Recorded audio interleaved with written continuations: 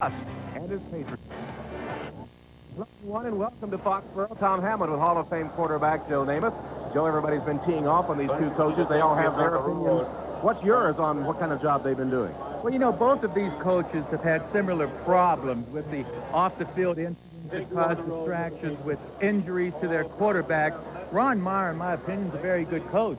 He has a team that is still in contention, remotely so, but he's done a good job, and I think he's going to stick around. Rod Rust, I don't know. School's still out on Coach Rust, but he's a solid kind of coach that I believe will be around. These two teams have only won 3 games between them. They look very poor statistically as well. One of the surprising stats, though, is that Indianapolis, with Eric Dickerson, has the worst offense in the NFL. That is a surprise, but it's because of Jeff George's injuries, Trudeau's injuries, and Eric Dickerson hasn't even been with the Colts with the exception of the last 4 weeks. I think what we're going to see today is Eric Dickerson carrying that ball more often than he has, certainly in the last 4 weeks, and we're going to see a more successful Colt running game today. Well, the running game may be the key to the game because it is very windy. The quarterback's worst enemy is the wind.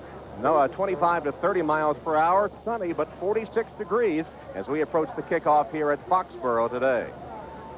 The Colts have won the toss and have elected to receive.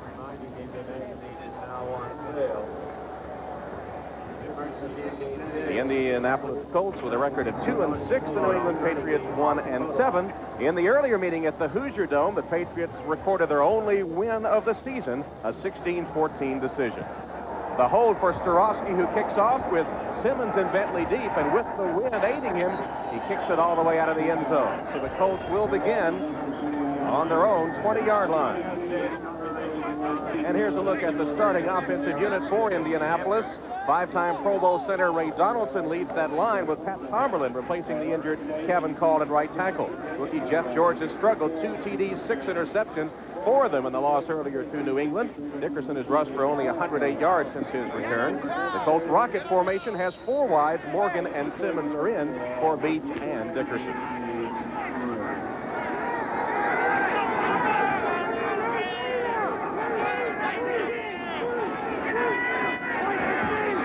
Bentley and Dickerson split in the backfield, and George will hand off as Albert Bentley gets the call on first down, and Marion Hobby, the rookie from Tennessee, on the tackle for New England. A gain of nearly 5 yards, maybe 6. Here's the Patriots starting defense, 25th in the NFL on the defensive line. Rookie Marion Hobby does get a start at end. Vincent Brown starts ahead of rookie first-round choice Chris Singleton at linebacker. The nickel for the Patriots has 6 defensive backs. Robinson and Washington are the extra DBs. Joining the starters, led by Hurst, who has 4 interceptions.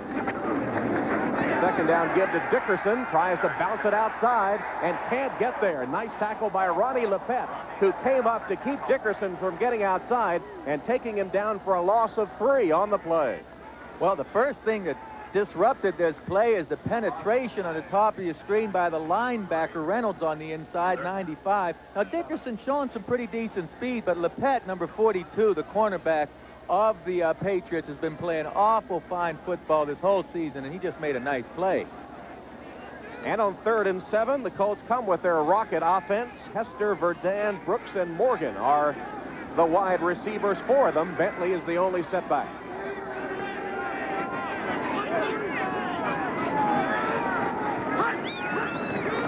Jeff George with his first pass. And he completes it. Brooks makes the catch close to the first down across the 30-yard line. Tim Houck, the rookie, finally made the stop, but it is enough for a first down as Brooks takes an 8-yard gain from Jeff George. Well, I'll tell you, Jeff George does something here when he finally gets into position to throw that few quarterbacks are capable of doing. Look, he's going to his right, throws off balance, and throws the ball on a frozen rope, so to speak, across field into the wind for a completion. Now, that's special, and he took a pretty good hit, I would say, after that pass. From Vincent Brown as he let the ball go. But it is a Colt first down. First possession of the game. Bentley went in motion, and the flags fly.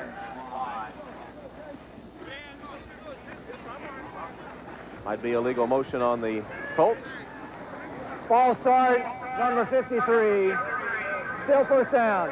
Well, Ray Donaldson called for the false start. How can the center have a false start, Joe? He could do one of those double clutches, I believe. And, hey, I've even seen centers forget the snap count, just as I've seen quarterbacks forget the snap counts. I've often asked my center up at the line of scrimmage, whoa, what's the count on? Here we take a look, and you see everyone goes, and Donaldson just has forgotten to snap the ball.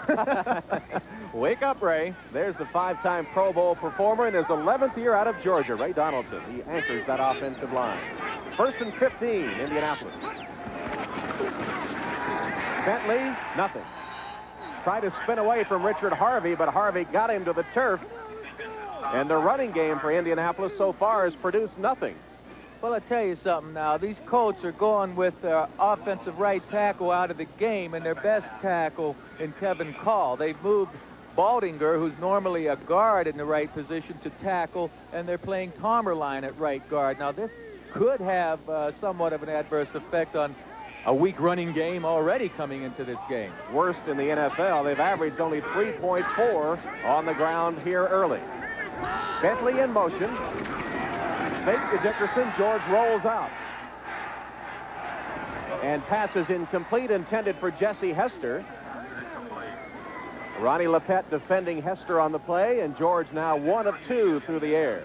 Boy, these are the kind of plays you've got to make. Hester just pushes, then stops and comes back, and Lepet will actually fall down. Now, this ball should be completed because I tell you, when you get a receiver this open, regardless of the reason, you've got to make those plays work. The pass was over Hester's head that time, but that's the kind you'd like to see your quarterback complete.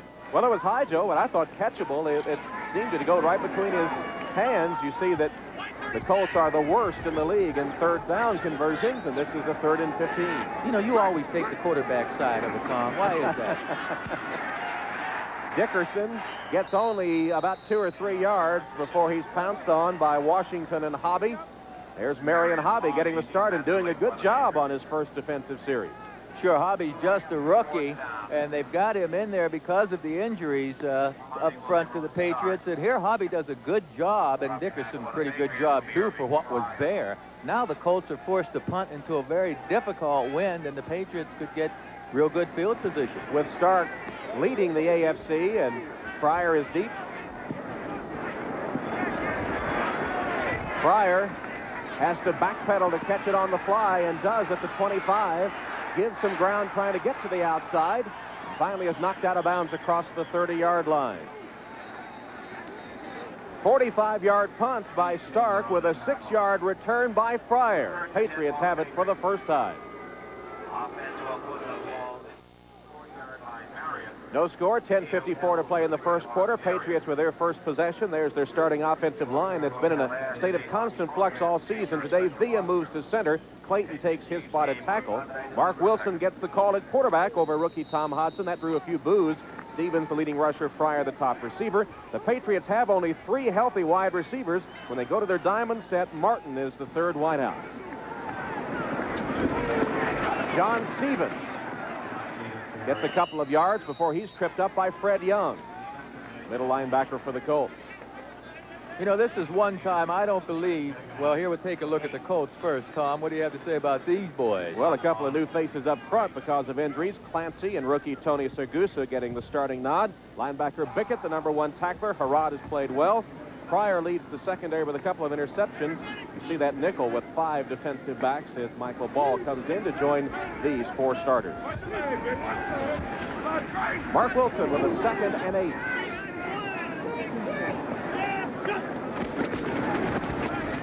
First pass is dropped. Irving Fryer dropped it. He would have been a couple of yards short of the first down. And that brings the boos from the few fans that turned out at Foxborough Stadium today. Yeah, at the top of the screen. I'd tell you one thing, though. Number 80, Irving Fryer, is one of the bright spots on this team. You look at his past performances, his numbers aren't good, but he's been open so often and missed by the quarterback. Last week, Grogan missed Fryer open for a touchdown on 2 occasions, and Fryer's statistics really don't say how he's playing. Diamond formation, but they go to the run. Stevens on the pitch, tries to turn the corner and is knocked out of bounds short of the first down by Keith Taylor, the strong safety. They went to their 3 wideout diamond formation, but got 7 yards on the run by Stevens. You know, that's poor play selection to me. I don't know why the offensive coordinator, Jimmy Ray, chooses to run the ball on first down and run it on third when you have what wind there is at your back. Everyone in this stadium knows the Patriots aren't going to win this game running the football. To me, they just wasted 2 offensive plays on the ground in the first series. Hansen ready to punt with Clarence Verdun deep for the Colts. Line drive punt, which gains some momentum with that wind. Verdun at the 8. Gets by the first man and behind the wall. Knocked out of bounds across the 25-yard line. Mosi Tatupu with excellent special teams tackle that time for the Patriots. We'll be back. It'll be first down for the Colts. NBC Sports coverage of the National Football League is brought to you by Norelco Lift and Cut Shavers for a new level of closeness and comfort. By Federal Express. For documents, packages, and freight worldwide, Federal Express is absolutely, positively the best in the business. By State Farm Insurance. Like a good neighbor, State Farm is there. And by Mazda Cars and Trucks. Mazda, it just feels right. Tom Hammond and Joe Namath, windy afternoon at Foxborough Stadium. Scoreless first quarter with the Colts on their second possession of the game. First down for them, just short of the 30-yard line. And the pitch to Dickerson. Dickerson hit and dropped behind the line by Vincent Brown. Brown, the number 2 tackler on this Patriot team, came up in a hurry to take Dickerson down for a loss of 2 yards. And, Joe, this is just as not vintage Eric Dickerson. Well, Dickerson doesn't have much chance. Check the left side of the screen here. Vincent Brown plays off the block of Albert Bentley beautifully and just simply makes the play in great position. Sometimes you've got to give credit to the defensive players. That time, Brown did a good job. Dickerson has carried 3 times for a minus 2 yards so far in the game. George almost intercepted, knocked away by Maurice Hurst. The pass intended for Jesse Hester, and there's Hurst, who leads the Patriots with 4 interceptions. There's Hurst, 37. Now, he reads this beautifully. See, he's looking at George. Look at him. He's looking in the backfield. Now he sees George getting ready to throw, and he breaks up. Not once did Hurst put his eyes on Hester. He read George the entire play, nearly came up with the interception. There is Maurice Hurst, who started 14 games as a rookie last year and made a couple of all-rookie teams. Jeff George, 1 of 3 for 8 yards so far. He's got a 3rd and long. 6 defensive backs for the Patriots. 4 wides for the Colts. George lost it up and nobody can get it. Intended for Stanley Morgan down the sideline, and Maurice Hurst was covering Morgan, who is the all-time Patriots leading receiver. In fact, number 5 in NFL history in receiving, Stanley Morgan, 4-time Pro Bowl performer in his first year with the Colts after coming over from the New England Patriots in his 14th year, and they said he was hoping for a friendly reception from the fans today. Still keeps in touch with many of his former Patriot teammates throughout the season. Stark to punt for the second time. First one into the wind, covered 45. Fryer from the 26. Nice tackle that time made by Michael Ball downfield in a hurry for Indianapolis. Patriots coming up with their second possession in a scoreless first quarter.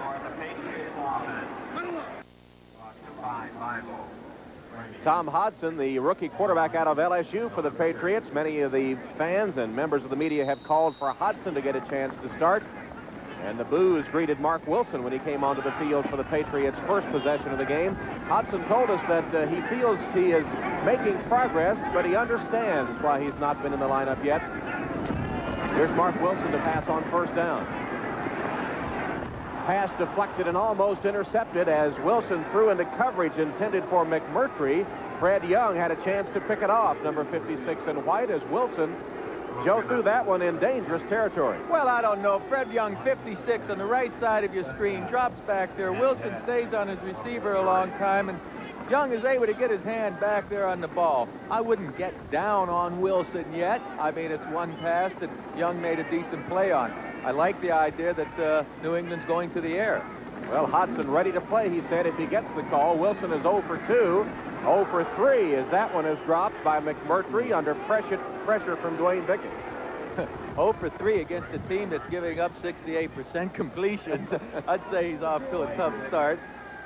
Wilson really hasn't had a fair shake, though. He's been working with an offensive line that has swapped positions. They've been injured. He hasn't had his wide receivers intact throughout the season, as Hartley Dykes is missing now, one of his best receivers. It's tough for a quarterback to get in the flow of things coming off the bench, sitting back down, you know, with Grogan's injuries and all. And yes, I am defending Wilson. I think he's a better quarterback than he's looking so far. Well, you can't tell it by his 0 for 3 performance so far. He's got the healthy 3 wides in there now, and he delivers a pass that is his first completion. It's good for a first down to Fryer. 15 yards and the initial Patriot first down of the game. Irving Fryer, we mentioned earlier, will be on the left side of your screen. He puts pressure on the quarterback. Good pass protection up front. You see, if you can keep those guys off the quarterback, most of these quarterbacks are going to deliver that ball on target. There's Hartley Dykes, who was injured in an altercation in a Providence nightclub and has been out, unable to perform due to a non-football injury, not even being paid by the Patriots. Nice run by Stevens. Dodges the initial tacklers and rambles into Colt territory before he's finally tripped up by Chris Good. 16-yard gain for John Stevens, the Patriots' leading rusher with 446 yards coming in. Right up the gut, number 44 cuts back under Tony Saragusa, 98, who's playing nose tackle because of the injured Armstrong. And this Colts defense has not been playing well the whole season. Everybody's been fouling up. But Armstrong, his absence, well, you're taking a bad defense and making it worse.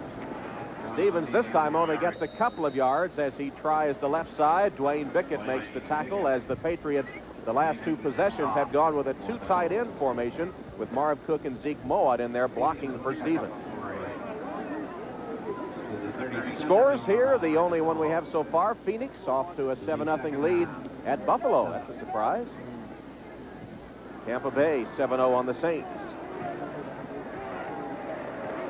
And here at Foxborough Stadium, we're scoreless with 6:13 and counting as Hodson watches from the Patriots sideline. The veteran Steve Grogan also over there too. Grogan now number 3 on the depth chart. Stevens cuts up and dives to the 35-yard line, covered there by Eugene Daniels. It'll bring up about a 3rd and 5 situation for New England. You know, Stevens hasn't had much success this year for the same reason the whole offense of the Patriots haven't, and that's because of injuries to their offensive line. Coach Rod Rust knows that losing 2 centers, they lost Chilton early on, and that Veer was switched before that. They haven't had any continuity in there, and Rust is trying to keep his team on an even keel, even though they have a 1-7 record. Emotionally, we asked him, how do you get your team up for this game against the Colts? And he said preparation is the key. Stevens with a first down run. Tough yardage, but he strings it out to the outside and then dives for the first. Eugene Daniel had to come up to stop Stevens once again. 4 consecutive carries for John Stevens, and the Patriots are moving on the Colts inside the Indianapolis 30. 37 yards on 6 carries for John Stevens. Well, it surprises me a little bit that Coach Rust and his Patriots could move as well as they're moving against the Colts defense. The Colts defense, albeit, is not a very good one yet, but they're not as weak as their numbers show. They've played a tough schedule so far. Stevens for the 5th consecutive carry. Pounds straight ahead for 3 or 4 yards. Dwayne Bickett at the bottom of the stack for the Colts. John Stevens, of course, was the hero of last year's win here at Foxborough for the Patriots over the Colts. He ran for 10 yards with 25 seconds left as New England beat Indianapolis 22-16 here last year. In fact, it's been a long time since the Colts have won at Foxborough. 1983 to be exact, when they were still in Baltimore and Ron Meyer was the New England coach. John Stevens has carried 7 times for 40 yards. They got him only 1 yard on that last carry. Cook's in motion, and Stevens off left tackle. He's got a pass to the end zone. Can't quite get in. Stopped at the 1. Tripped up by Chris Good. George Adams, the fullback, leading the way on a 26-yard ramble by John Stevens. who appears to be shaken up on the play. Tremendous blocking up front on the right side of the screen by Armstrong, the right tackle, or left tackle on John Hand. John Hand cannot get off that block. And then well, I don't know, Good gets over here to save the play, and they're going to say that he didn't fumble the ball, Tom. They're going to say that he was down before he lost control of the ball. Let's check this blocking up front via on the nose tackle, Saragusa. There's a good surge by that Patriot offensive line. Now, let's see if you folks at home can tell. Is he down? Yes, he hits the ground. The ground can't cause a fumble when the defensive players force the player down. Stevens, though, is still down, being attended to now over on the out-of-bounds line just beyond the end zone, now being helped to his feet. Stevens running for 26 yards on that one and just tripped up by Good at the 1-yard line. So now that they're at the 1, their leading ground gainer is out of the game and shaken up. Can't tell exactly what the injury is yet. See if you folks at home can see anything. That left leg gets bent a little bit. But other than that, we'd be guessing. We'll get word to you folks at home what happened as soon as we find out. 8 carries, 66 yards for Stevens. 10th play of the drive coming up, 1st and goal. Marvin Allen replacing Stevens and gets the carry for the touchdown. I don't think. No, maybe not. Fred Young, the man that made the tackle, and the fans in that end are booing as he was laying across the goal line, but no call. Perhaps the ball didn't break the plane. His body was certainly across the line. Well, let's take a look. See if you could follow the ball carrier in the line and measure it with that stripe on the ground. Well, whether you think he's in or not, it's 2nd down. 2nd and goal, that far from the goal line. Now they're going to review it. Well, let's see here. I guess the game was moving right along, Tom, and they wanted to change that pace. I don't think you can tell conclusively from that replay. Let's see it from another angle and see if the ball did, in fact, break the plane of the goal line. Saragusa with a good standoff on Villa right there. The play goes to the left, and I don't see a stripe. I can't tell from my angle, Tom. How about you? No, not conclusive. After review by instant replay, the call stands, 2nd down. Jerry Austin, the referee, with the call. Rod Russ doesn't agree, but he still has it inside the 1, 2nd and goal. Well, that time he didn't make it. Allen once again getting the call, and there's no question about that, as Jeff Farad got airborne to knock Allen back. Well, he ran into a wall that time. You see these Colts, Chip Banks nearly offside, but you see these Colts get good penetration and say, nobody. You know what? He barely held on to that football. They did call Chip Banks for being offside that time. Well, Banks was offside. They'll move it half the distance of the goal line. That's about 6 inches. And they'll make it again 2nd and goal. Now, remember, New England has only 2 rushing touchdowns this season. One of them by Robert Perryman, who was waived this week. The other by John Stevens, who is on the bench with an injury. Allen, touchdown.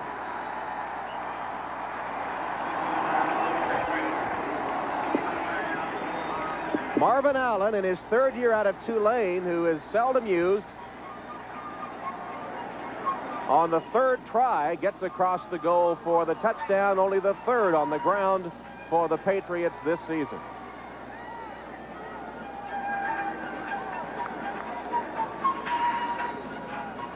Coach Ron Meyer can't be pleased with the way the defense played in that series of downs. It appeared that the one thing, another thing the Patriots don't do well running the ball, they were able to do, just ran it down their throats. Jason Starofsky adds the extra point. And the New England Patriots drive down the field to take the early lead, 7-0 over Indianapolis. With 2:15 left in the first, New England with a 7-0 lead after an impressive drive on the Colt defense. As Starofsky ready to kick off as you look at Allen, who scored the touchdown. Simmons and Bentley are deep for the Colts.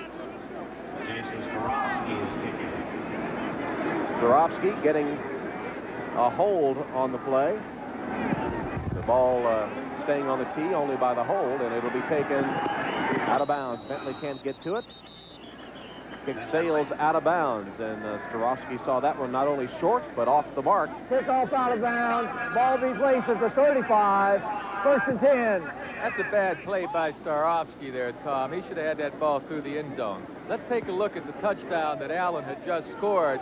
You see the lead back get through there, and Freddie Young, the linebacker, goes for the lead back, and then Allen just simply goes in behind him into the pile over the goal line. Watch the linebacker in the end zone. You see, he leaves his feet first for the lead back. He doesn't get blocked, but he has to honor that lead back coming through, and that was Freddie Young. Allen followed the back through for the touchdown. Colts with a first down at their own 35 after the out-of-bounds kick. Albert Bentley. And the running game still not very productive as Bentley only gets a couple of yards before he's stopped by Vincent Brown and Ed Reynolds. Certainly nothing new for the Colts to be trailing. They're down 7-0. They've had the lead this season, only 21 of 480 minutes played. In fact, they've led 3 times this season only. Here is another look at the ticker. Phoenix continuing to lead at Buffalo. Miami's on the board. Chris Chandler with a 12-yard run got Tampa Bay that 7-0 lead over New Orleans.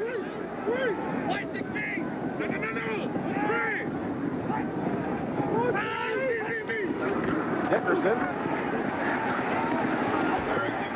across the 40, his best run of the day to the 42-yard line.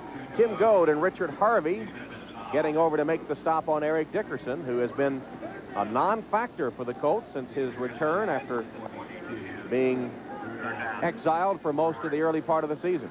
Well, granted, Dickerson, I don't think is at his peak form yet. But any running back, quarterback, needs a little help from their friends, whether you like them or not. He needs some better blocking up front. You give him a crack, you give Dickerson just a slight opening, and he can take it the distance. We asked Eric if he were back to full strength now, and he said he didn't know. He hadn't carried the ball enough to know. Ron Meyer said they hope so to give it to him maybe 25 times today. He gets another call there and is to the 45 and a first down. Well, I don't know. It's going to be awful close.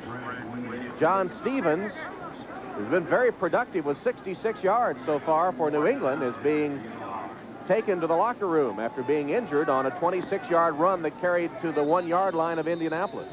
And we've got a pretty interesting situation on the field now, too. Timeout, New England. It's going to be, right, Joe? It'll be a 40-second timeout. 40-second timeout. Well, it's 4th down in about a foot or a matter of a few inches, so we'll see what happens right after we come back from these words from our sponsors.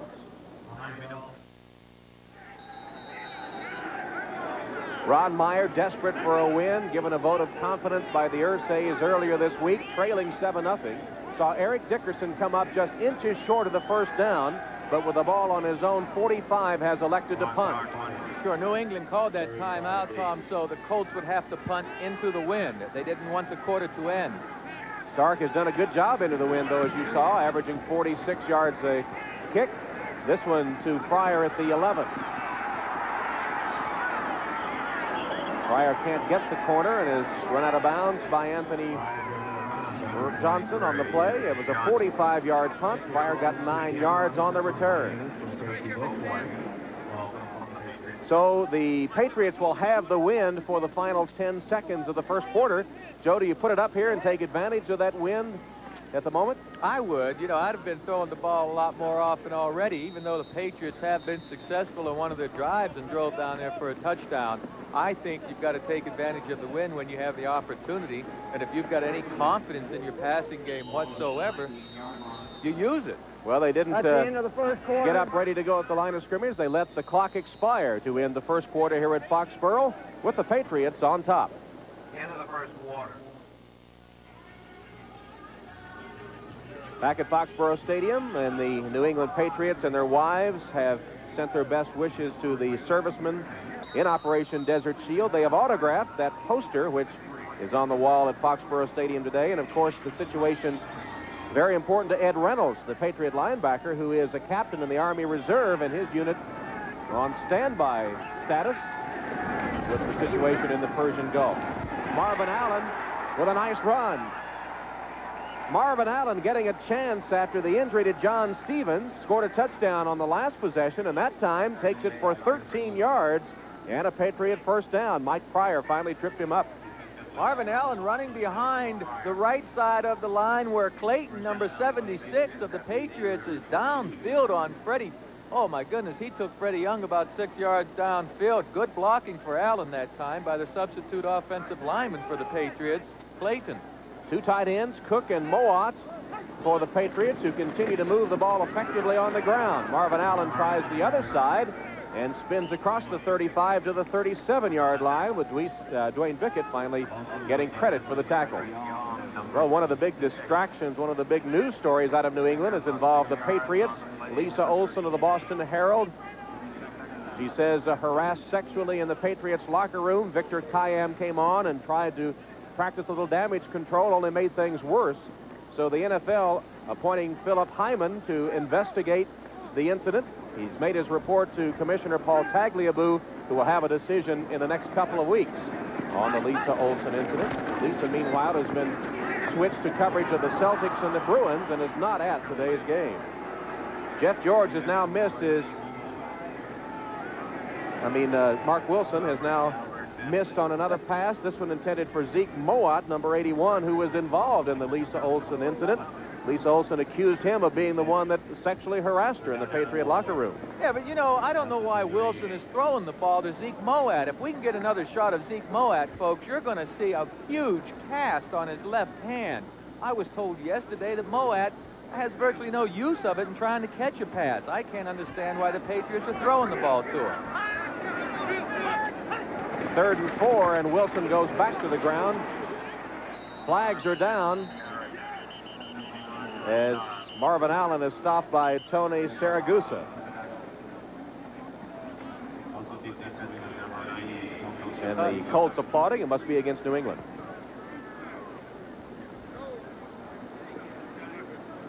Illegal motion, number 33. 2 men moving at the same time. Penalty is declined. 4th down. And so the Patriots will have to punt into the wind for the first time.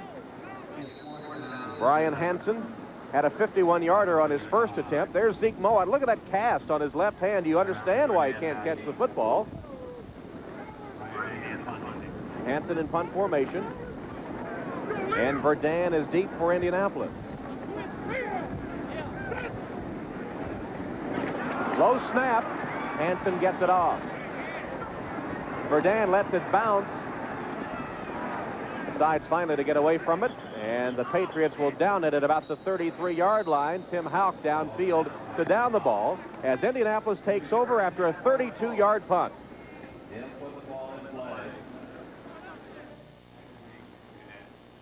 Indianapolis takes over, trailing 7-0. Joe, you discovered something interesting about Jeff George, the rookie quarterback of the Colts. He holds the ball in a unique method or unique way. Most quarterbacks will hold the ball this way with their fingers over the laces. Well, George has never held it that way. He gets his hand all the way up like this and holds the ball. I've never seen anyone pass the ball that way. Take a look at that, folks. And Jeff told me that he's been throwing it that way since he was a young lad. Never gripped it any other way. In fact, he said he sort of copied Terry Bradshaw's method of putting the finger on the point of the football. And Eric Dickerson dancing for a couple of yards. It's interesting, though, Joe, that Jeff George, when he passes the ball, sometimes doesn't even have his fingers on the laces, which is really unique. I've never known anyone to pass without their fingers on the laces of the football. No, but Jeff's hand is big enough at this stage, certainly, where he can grip the ball. I'm surprised, though, even though when he was a younger man, that he didn't use the laces. But as you mentioned, you alluded to Terry Bradshaw, and that was the reason that he developed that style. Look at the Xerox 10-minute ticker. 7-0 here. Patriots leading the Colts. 2nd and 8. Albert Bentley will try it. He'll be upended by Andre Tippett. Another short gain to the 40-yard line. As the Colts still trying to get that ground game ranked last in the NFL, untracked and without much success today. Jeff George passing into the wind in the first quarter was only 1 for 4, 8 yards. He has missed on his last 3 attempts. He hasn't tried one since he's had the wind at his back. Oh, no. I don't know where these guys have been, but they're in the wrong place for dressing like that. I mean, I have my coat on now. This is the first game this year, Tom. I'm doing the whole thing with my coat on. Bentley's in motion on 3rd and 3. The pitch to Dickerson. And Eric out of bounds short of the first down. Fred Marion forced him out of bounds, and Dickerson just sailed out of bounds. Do you question the fact he didn't try to cut it up? I question the fact that you run the ball 2 out of 3 times when you're running games not going and you've got the wind at your back. Larry Kinnan, the offensive coordinator, said Eric Dickerson is back and one of the best runners in the league. We're going to use him today. But, you know, play calling is so important, when to run, when to throw. And I think that the Colts made a mistake this series, certainly, wasting their time on the ground. Pryor is deep, awaiting Stark's first kick with the win. Beautiful kick by Stark, one of the best in the NFL. Pryor at the 10, dodges one man, dancing around to the 15-yard line. Stark booted that one 48 yards. Pryor brought it back 5. New England takes over with 11:19 left and a 7-0 lead.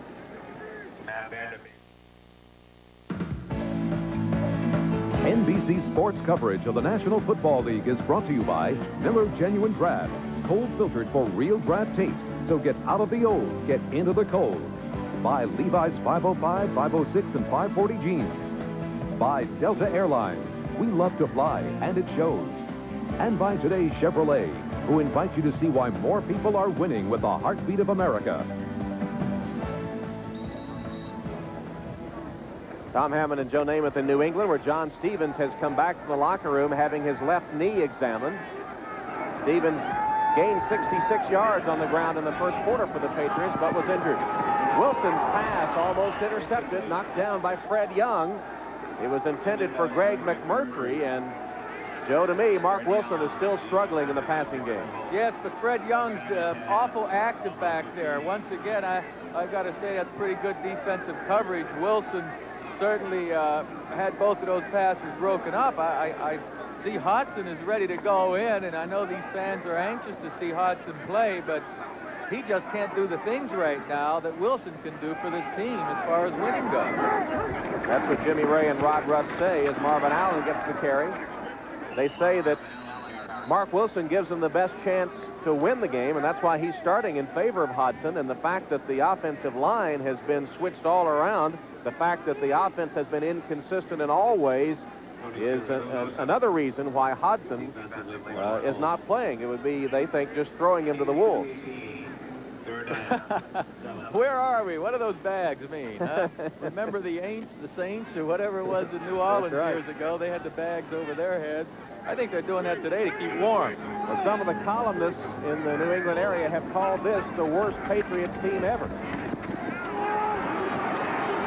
Mark Wilson scrambles and throws it incomplete. He's now 1 of 7. Intended for Sammy Martin. Eugene Daniel broke it up. Well, Eugene Daniel is one of the bright spots on this defense. Now, he's been playing consistent football this season. You'll see him come over Sammy Martin's back. It'd be close to interference, but he gets his right hand up just in time to knock that ball down. His left hand, that's another story. That was a good play by Eugene Daniels. Hansen to punt on 4th down. Verdun at midfield. Bad punt by Hansen, shanked it. And the catch made at the 35 by Mike Pryor, one of the up men, with Tim Hawk stopping him immediately.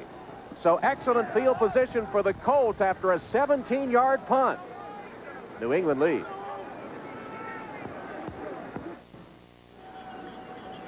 Watch this Brian Hansen punt, folks. You can see what the wind does to it.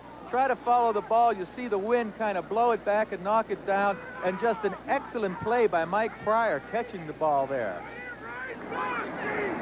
Shows you how impressive those punts by Stark were against the wind. Sure.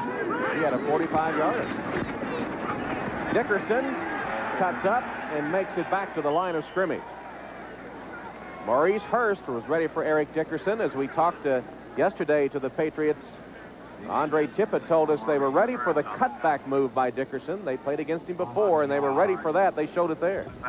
Yeah, but the Patriots getting good penetration into that Colts backfield. You don't have to worry much about cutbacks at all when you get that kind of penetration. Saw those flags blowing in the wind. Boy, it's a gusty day. Colts have averaged only 1.8 yards on the ground, 21 yards rushing thus far in the game. I don't know why they're rushing, though. They should be throwing the ball. All right, Jeff George will try it. Incomplete. He's missed his last 4. That one intended for Bentley. Jeff George is a little frustrated, and he ought to be, a little angry with himself and upset. Here, George will get good protection back in the pocket. Now he sets up. He's under control. I mean, a quarterback couldn't ask for any more than this, and that's the kind of ball you want a professional receiver to catch. It really wasn't that bad a pass. It should have been caught. Meanwhile, on the Patriots offense, John Stevens has gone back to the locker room again. The second time he has a bruised left knee. Here are the numbers on Jeff George, 1 of 5. George, the lowest rated quarterback in the AFC, having another tough day. George pass sails, incomplete, intended for Stanley Morgan into the end zone. So the Colts take over with excellent field position and can do nothing with it. Well, here's Andre Tippett, one of the best linebackers in the game, going against Zephros Moss, number 73, the left tackle, and Moss just does a wonderful job that time on Andre Tippett. Tippett's not having his best year by far, but he's been asked to play several positions by these Patriots because of injury. Dean Biasucci now is going to attempt a field goal. You see he's made 7 of 10, but his longest has been 41 yards. This one will be 54 yards, but with the wind.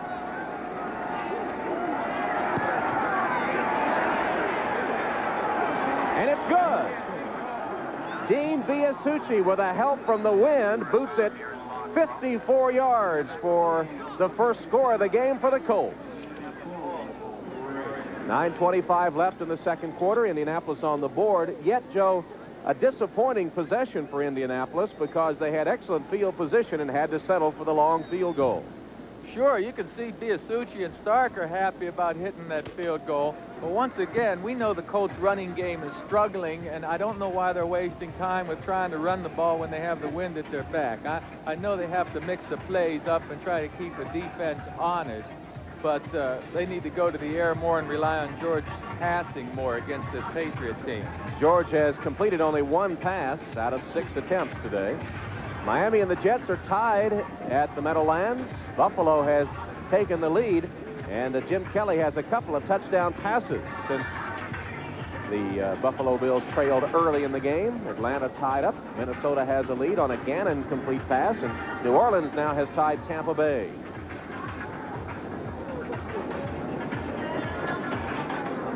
Well, here's some of the headlines from today's NFL Live show. Jets coach Bruce Coslett told Bob Costas his team doesn't use illegal chop blocks, as has been the accusation. Will McDonough reports that Dexter Manley hopes to meet with the commissioner this week as his drug suspension hits the 1-year mark. Sources say an Orange Bowl rematch between Notre Dame and Colorado is likely. And, of course, coming up at halftime, Bob O.J. and company will have all the scores and highlights, along with an update on news involving the Vikings and the Patriots.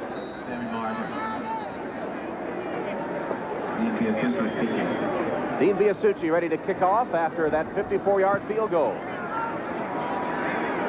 And with the wind, he kicks it almost 3/4 of the way into the end zone where it's down. And the Patriots will take over. There are penalty markers on the kickoff, penalty flags down. Job well done by Biasucci, but this may be called back, and he may have to repeat the kickoff, try to get it to the end zone once again. Yeah, the Colts were offside.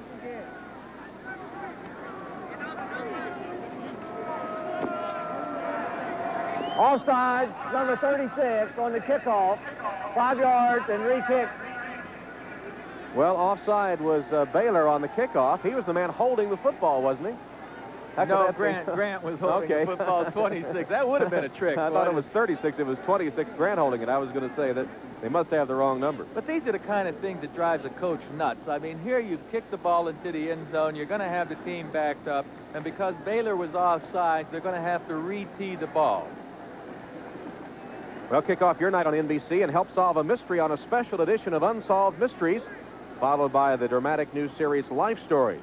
Then the big one hits tonight. NBC presents a world premiere miniseries And, of course, the big one, the Great Los Angeles Earthquake, is the subject beginning tonight, followed by an NBC News special report waiting for the quake, anchored by Maria Shriver. All coming up tonight on NBC.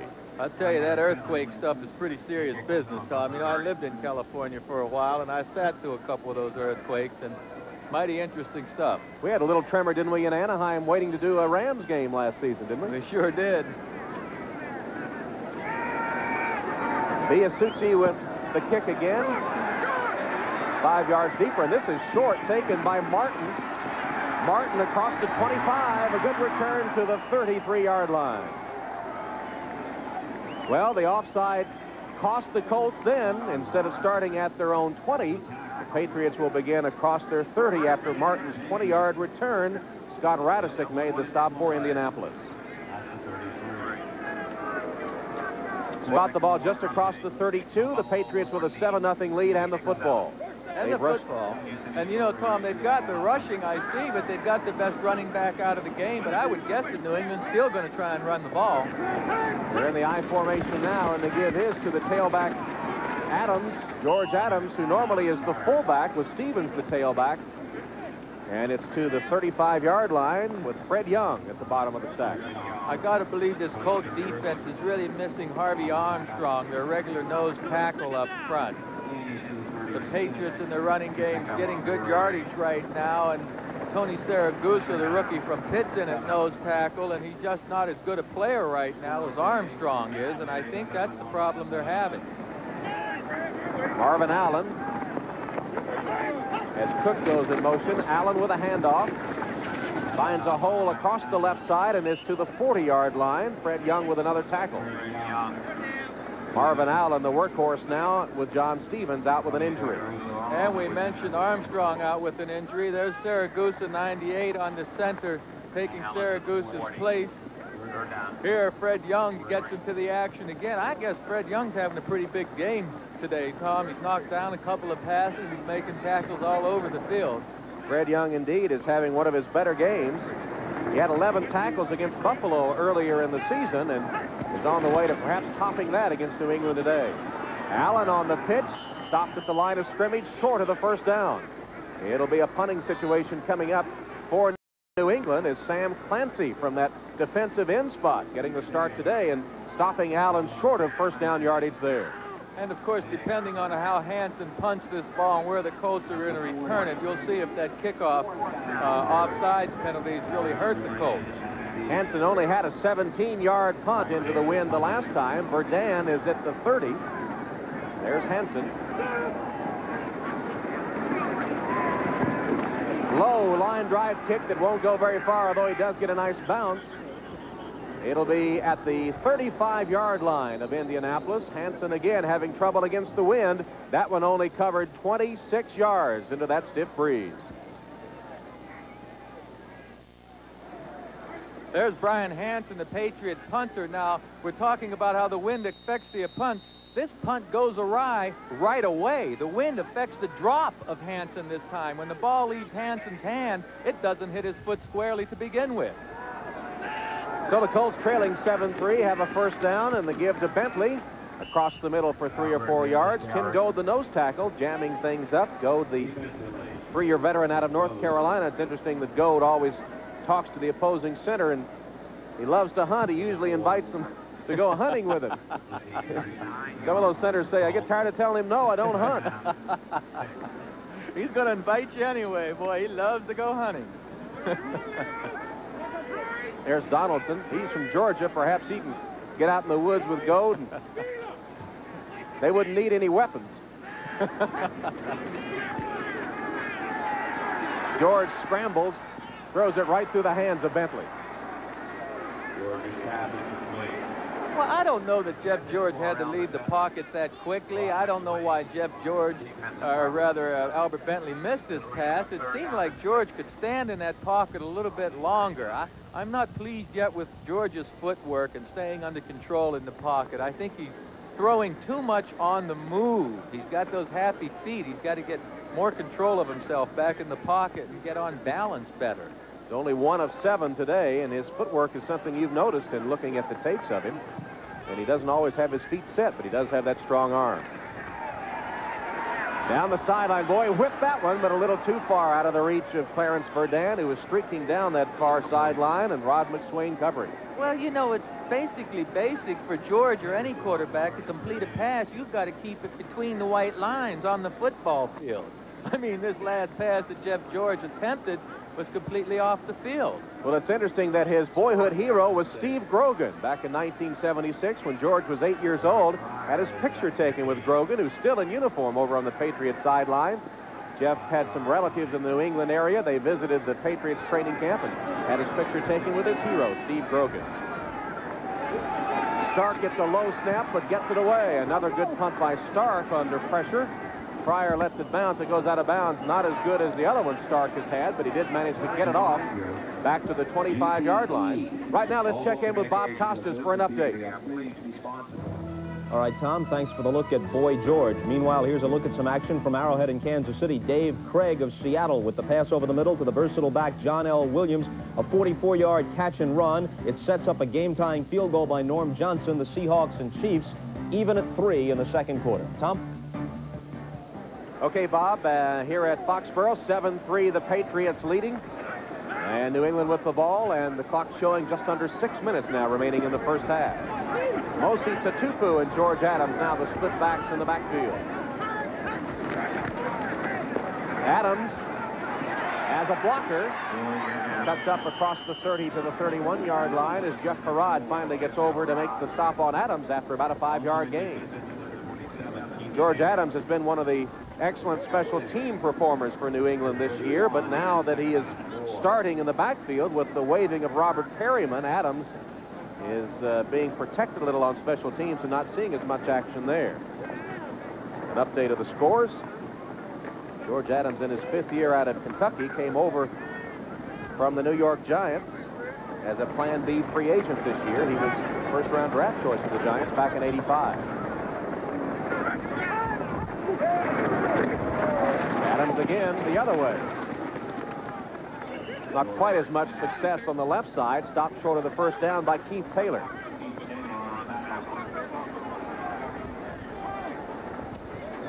See if we can check some blocking. There's number 50, Dwayne Bickett, who goes to the inside, and Pryor trying to keep rolling, trying to stay on his man. Gives it a good effort, but he lost his footing a bit earlier. Fine all-around receiver Irving Pryor is, and as I mentioned earlier, his statistics don't tell the story of the kind of play that he's been contributing to this Patriot team. Clock continues to roll in the first half. Patriots come with 2 tight ends, Cook and Mowat, on 3rd and 1. Adams, first down, across the 40-yard line. Tripped up by Fred Young and Keith Taylor, but not until Adams picks up the Patriot first down. Good blocking on the right side, number 74. Gamble is out in front, and you see he gets, Parrott takes the blocker out and not the tackler. Just a nice design play that time with good blocking by the Patriots. There's Gamble, who pulled and led that play. Indianapolis leading 7-3. They have been most productive with the ground game today. That's about the only offensive spark for either team, the New England ground game. Screen pass complete to Tatupu. He's to the 45-yard line. That's about a 4-yard gain. Well, usually screen passes work better when you're expecting a good pass rush. On first down, I would think the Colts are playing run. Even though they get some push off this side and the Patriots get outside pretty good, Saragusa is getting over there late. They gain a few yards, but I don't think that that's really a good call. Screen pass on first down when you know they're playing the run. New England with almost 100 more yards of offense than Indianapolis. Mark Wilson just completed his 2nd pass in 8 attempts. Marvin Allen with George Adams in the backfield here. Allen got a yard. Dwayne Bickett and Jeff Parrott and Fred Young, all the linebackers getting in on the stop of Marvin Allen. Well, Jeff Parrott, as you mentioned, now he's been having a good year. He's one of the guys that was pointed out to me by defensive coordinator Bill Muir as having a darn steady season.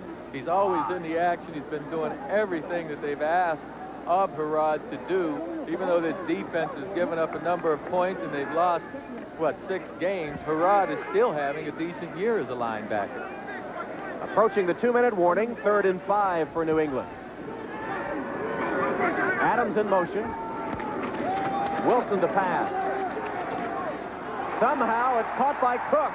Marv Cook inside the 40 down to the 36-yard line, where he's stopped by Mike Pryor. 17-yard gain to the tight end, Marv Cook. We've got the 2-minute warning. 2 minutes left in the first half. New England with the lead and moving. Folks, you've heard of quarterbacks sticking it in there before. Well, I tell you what, this is a tight fit, but Wilson gets it in between Chip Banks and Eugene Daniels, and Cook takes it upfield for a big gainer, a critical 3rd down play. There's Big Marv Cook, 234 pounds. He drew a lot of praise from his offensive coordinator, Jimmy Ray, when we talked to Ray yesterday. But Cook has been one of the bright spots in the offense for the Patriots. Wilson. Incomplete, off target, intended for George Adams. That would look like one of those Hanson punts that just sort of dived right into the ground. There is a penalty flag down, and it's against Indianapolis. Number 86 of the defense lined up in the neutral zone. 5 yards, 1st down. Well, they don't have an 86. He must be talking about Sam Clancy. I'll bet he said, thought 76 might have lined up in the neutral zone that time. What actually, Clancy saying, wait a minute, it's not against us, it's against the red team. Correction, the penalty is on the offense. Number 86 lined up in the neutral zone. The penalty is declined. Well, Greg McMurtry was offside. Good call by Big Sam. Big Sam Clancy said, hey.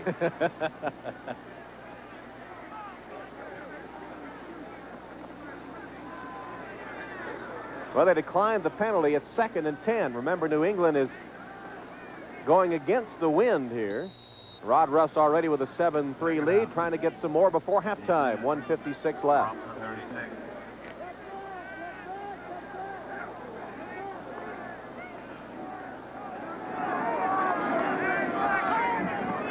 That's Cook in motion. The up back Adams. George Adams, the fullback, close to the 1st down. Got about 10 yards on the carry. Now they'll spot it back after about a 9-yard gain. So the spot of the football makes it short of the 1st down. Clock continues to roll. New England with 2 timeouts remaining. 3rd down play coming up. 3rd down and about 1.5. Let's call it 3rd and 2.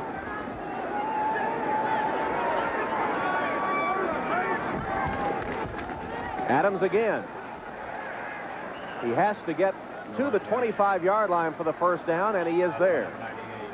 Dwayne Bickett stopped him, but Rod Rust has a 1st down to keep the drive going, and they call a timeout, stopping the clock at the 1:09 mark. New England trying to get more before intermission.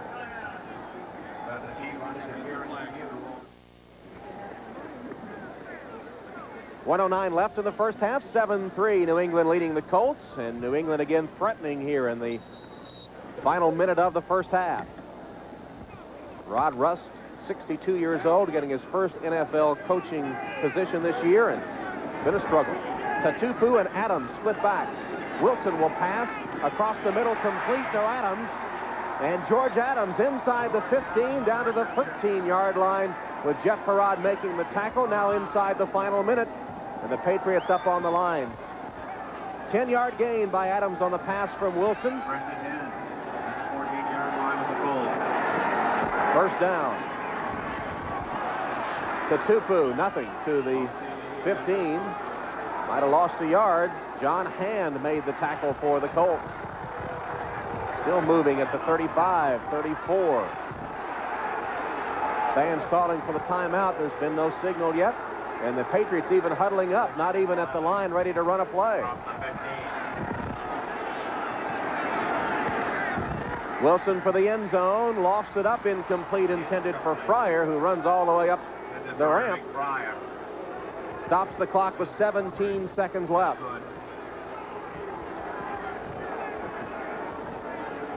third down play coming up. And I guess you got to throw for the end zone, Joe, and then settle for the field goal if it's incomplete. Well, they could run the ball and try to hit a quick trap, a quick opener up the middle, and even if they get stopped, the Patriots could use their last timeout to set up the field goal. So they still have the run option available to them. Ball spotted at the 15-yard line. The Patriots have converted 5 of 10 third downs today. Wilson will pass. Across the middle, complete. George Adams with a short gain, and the field goal unit will come out. They've got a timeout left, so the clock is not a factor. And there they stop it with 6 seconds left. Timeout, New England. That's our third and final timeout. It'll be a 40-second timeout. Well, the fans a little restless, Joe, expressing their displeasure with the play selection. Well, I'll tell you, they may not be happy with the play selection, but what they should be happy with is the opportunity here for the Patriots to put some points on the board, having had to move into the teeth of this wind in the second quarter. Starofsky's been actually accurate. You know, he's missed 4 field goals this season, but all of them have been 49 yards or longer. I mean, he hasn't missed a field goal shorter than 49 yards, so he's been having a pretty good season, even though he's hit on 12 of 16. This is a 29-yard attempt into the wind. All the points so far in the game have been scored with the wind. 29 yards, high snap. And it was dying, but it got through. So with 2 seconds left in the half, Jason Starofsky hits a 29-yard field goal as the Patriots extend their lead once more to 7 points.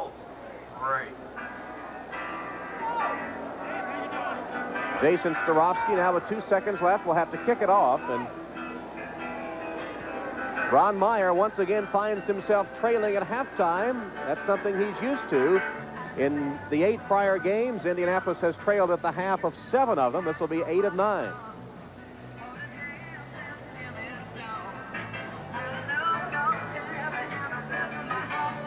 Check out his reaction here. He'll tell you usually if it's good or bad. Yes, Starofsky, accurate once again.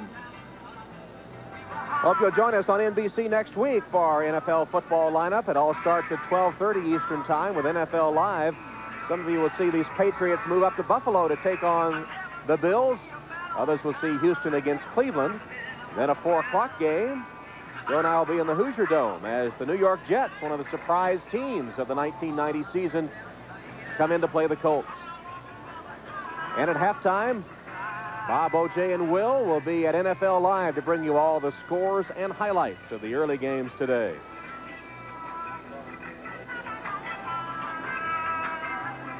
Simmons and Bentley deep as Starofsky is set to kick it off. It may not get to those deep men. He may just squib it right here. Low kick, which will bounce. Ball is taken out by Albert Bentley. Bentley is stopped to bring the first half to an end. So Albert Bentley stopped as he returned that kickoff. The New England Patriots been pretty productive on the ground. Marvin Allen has taken over for the injured John Stevens. And at the intermission, New England leads Indianapolis 10-3. Now let's go to Bob Costas for halftime.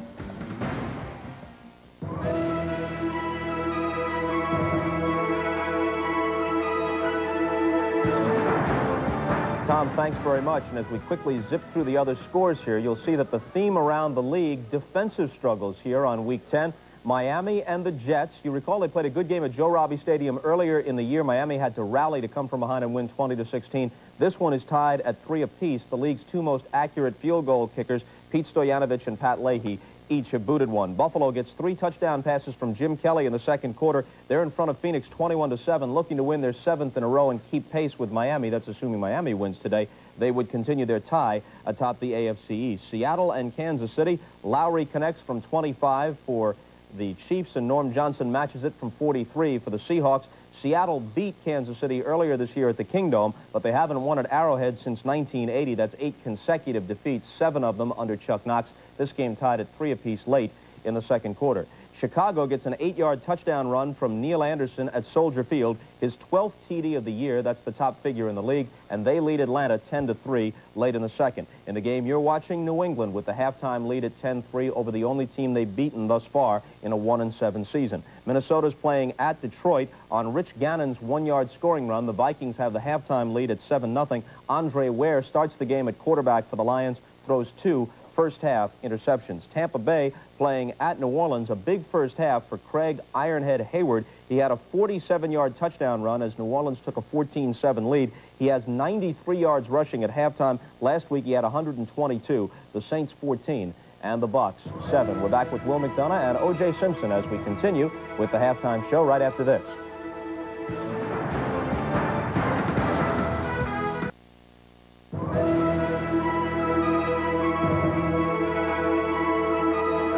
Okay, welcome back to NFL Live at halftime. It's time for a quick check on some stories we've reported on earlier this season. 2 weeks after being linked to an alleged drug smuggling ring, Viking kicker Donald Igwebuike was indicted by a federal grand jury in Tampa, Florida on Friday. Charges include conspiracy to import over 100 grams of heroin from Igwebuike's native Nigeria. Donald Igwebuike faces a maximum penalty on all counts of 120 years imprisonment and $6 million fine. Igwebuike says he expects to be cleared. The investigation into just what happened to Boston reporter Lisa Olson in the Patriots locker room is now over. Investigator Philip Hyman delivered his 60-page report to the commissioner this past week. Yes, I received it on Wednesday, and I'll be doing something about it the next couple of weeks. Can you give us any hints about what it showed? Or? No hints whatsoever. So the commissioner playing coy about this. What insight can you offer, Will? Well, it's not going to come out this week from what I understand. I think it's probably about 10 days from now. The thing I like about it, Bob, is he's going to make public the complete report. He's just not going to make a statement from what the NFL has said so far. He's going to come out with a 60-page report, and then everybody can judge for themselves what happened on that day and how the Patriots management reacted to it. Those are the two big questions. It's a report of the facts, as Hyman has been able to piece them together, but it doesn't contain a recommendation for action. That's entirely up to Tagliabue. That's right. It contains no judgment by the council. He just says, here's the story, make of it what you will, and make your decision off of that. O.J., how about the controversy regarding Phoenix's bid for a Super Bowl? How do you gauge player sentiment around the league? Obviously, they're in favor, in large part, of a Martin Luther King holiday, but how deeply felt is that sentiment? Well, because we have a majority of black players in the league, I'm sure it's very deeply felt, but I don't think this is a black or white issue. I think the players 100% support the commissioner and what he does. You know, once again, it's not a black issue. It's not a white issue. Dr. Martin Luther King has been deemed, obviously, by the vast majority of Americans as a great man, a man worthy of a holiday. They decided in Arizona that the majority of people in Arizona decide that he's not worthy of a holiday.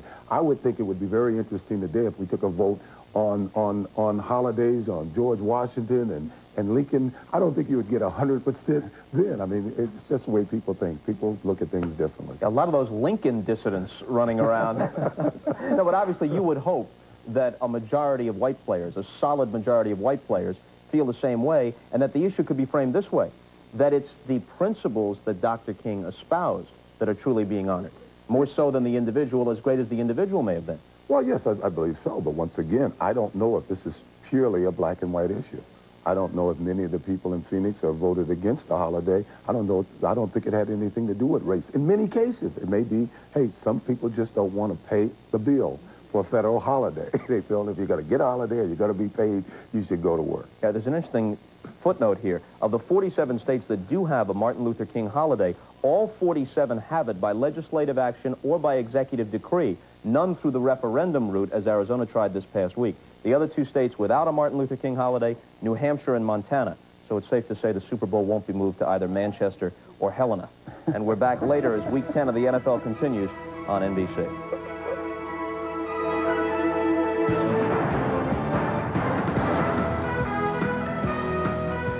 Mostly on the ground. Let's take a look at the first half stats, Joe, and tell us what you can deduce from those.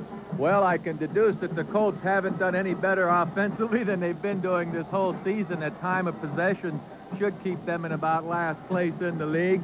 There's no turnovers. That's good for both teams, but my goodness, 26 yards rushing with Eric Dickerson in your backfield, I think says something about the blocking Dickerson is getting.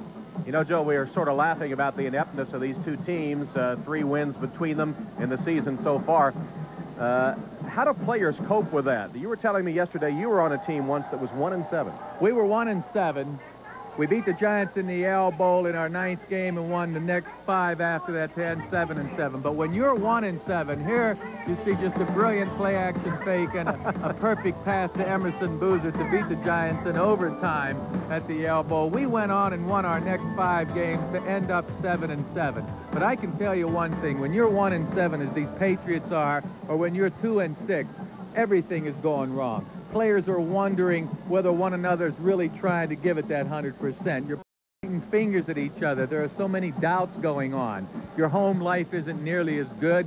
I mean, if you have a girlfriend, she's not as pretty. The food isn't as good at home, and the only friend you've got is your dog. It's a tough time whenever you're 2-6 or 1-7, but you've got to believe somewhere. You've got to believe that you're tough enough that you're going to turn things around somehow. Maybe not win all the rest of them, but show some progress.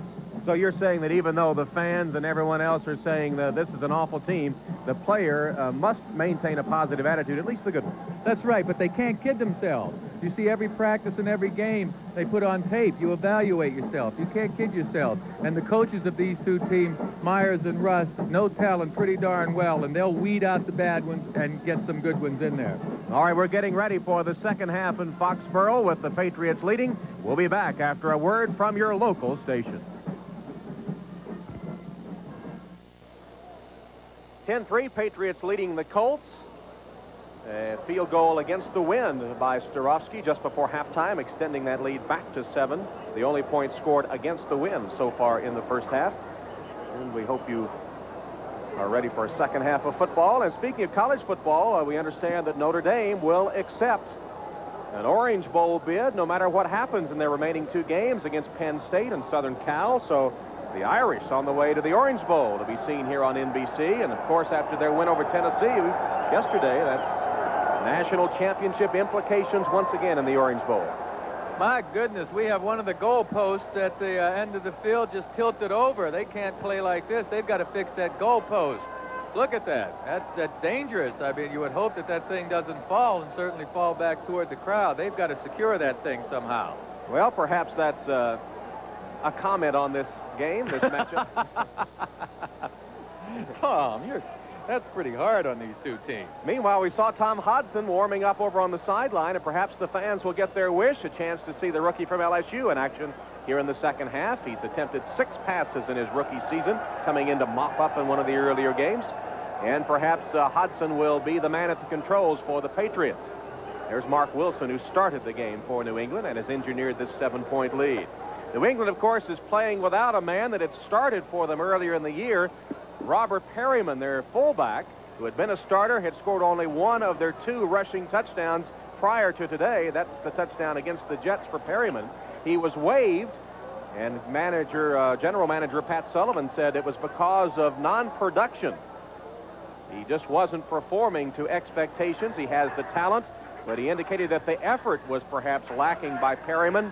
So he was let go this week and is now signed on with the Dallas Cowboys. Robert Perryman, a starter, waived by New England this week.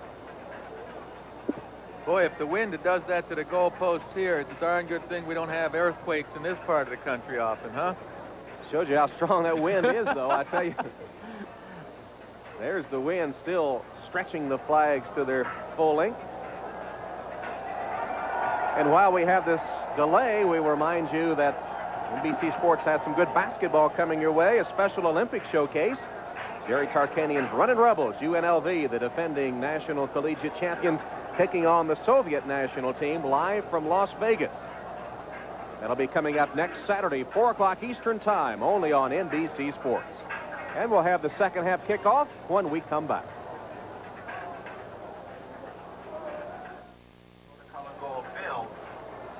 Goalposts aligned. We're ready for the second half kickoff in Foxborough with the Patriots leading the Colts 10-3. This is the 8th time in 9 games that Indianapolis has trailed at halftime. has been a mistake-free first half. No turnovers, no sacks, but not much offense, especially by the Colts. Kickoff taken by Sammy Martin. Martin with a good return across the 30 to the 32-yard line, where he's tackled by Scott Radisick, his second special teams tackle of the afternoon. Good return by Martin on a poor kick, I might add, by Biasucci that time. Mark Wilson with the 7-point lead, 10-3, back out there to direct this Patriot attack the second half. What is your opinion on the quarterback situation of New England? Is it time for Hodson or not? No, not especially with a 10-3 lead, but everyone seems convinced that Hodson is not quite ready, especially given the fact that the offensive line of the Patriots has not been healthy. He couldn't protect himself out there with that line and getting rid of the ball often. Mark Wilson is more able to change plays at the line of scrimmage than Hodson is right now. Take the Patriots from a potentially bad play and put them into a good situation. And once again, I don't think Wilson has been blessed with a great supporting cast. I mean, it's tough for a quarterback to show out when you're not getting great blocking and when your receiving core has been depleted. There's Tom Hodson and Mark Wilson, who starts the second half after directing the Patriots to a 7-point lead at the end of the first two periods. Marvin Allen, who has come in at tailback, replacing John Stevens, who was injured in the first half. Stopped by Tony Saragusa after a gain of 5 yards. Good first down play for these Patriots, right up the gut. Tony Saragusa once again playing for the injured Harvey Armstrong makes the tackle, but you'd like that nose tackle to be stopping that play just a couple of yards short of that gain. Marvin Allen has carried 11 times for 34 yards, his most productive afternoon in a Patriot uniform.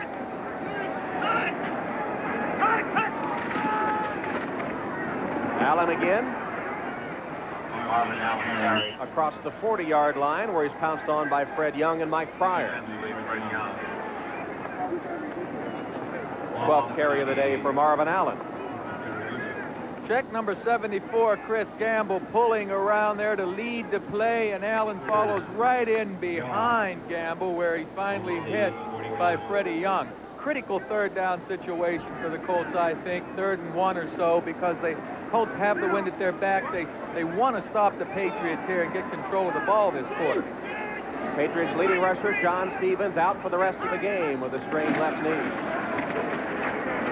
Allen trying to get the first down, pounds straight ahead. And he has enough yardage. Again, Fred Young makes the tackle, but not before Allen had kept the drive alive. It's hard to believe this Colts defense is so ineffective against the Patriot offense. Ron Meyer believes in the scheme that Bill Muir, his defensive coordinator, has out there. They're not losing because of defensive scheme. They're losing because these players you're looking at aren't performing up to their capability. Granted, this defense hasn't had a good offense to keep them off the field. They've been on the field spending a lot of time out there, and that has hurt the defense's numbers. George Adams lined up wide to the right now as Cook goes in motion, and Allen falls forward for a couple of yards to the 45-yard line. Well, give Fred Young credit for the tackle again. He's having a whale of the game in the middle of that Colt defense. Yes, he is. And again, the Colts defense has had to spend an awful lot of time on the field, basically because, one, they haven't been that effective while they're out there, and secondly, the Colt offense has given this defense very little time to rest on the sidelines. There's Bill Muir right there, the defensive coordinator. Two tight ends, Moat and Cook, now for the Patriots on 2nd and 9.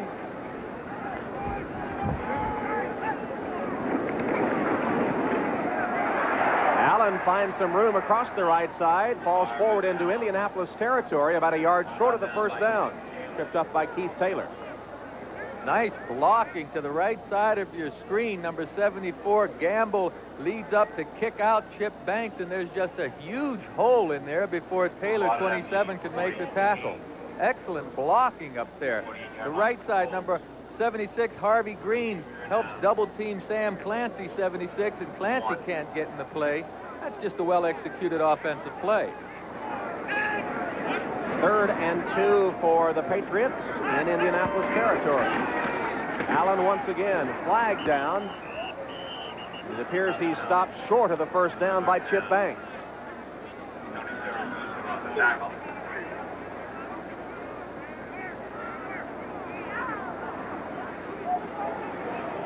Defense, number 51. Line up in the neutral zone. 5 yards, first down. Banks, who got a piece of the tackle, lined up in the neutral zone, and the mistakes continue to kill the Colts. Well, you know, that's 2 times that Banks has been offside. Up the top of the screen, number 51, that's awful close. I don't know that he was lying. I guess he was lying in it because that's what the guy in the striped shirt said. But this is Banks' second penalty for being offside, and both of them were in fairly critical situations. 4th penalty against the Colts this afternoon. And it's a first down for New England. Mark Wilson under pressure. Penalty marker down, and so is Wilson for the first sack of the day.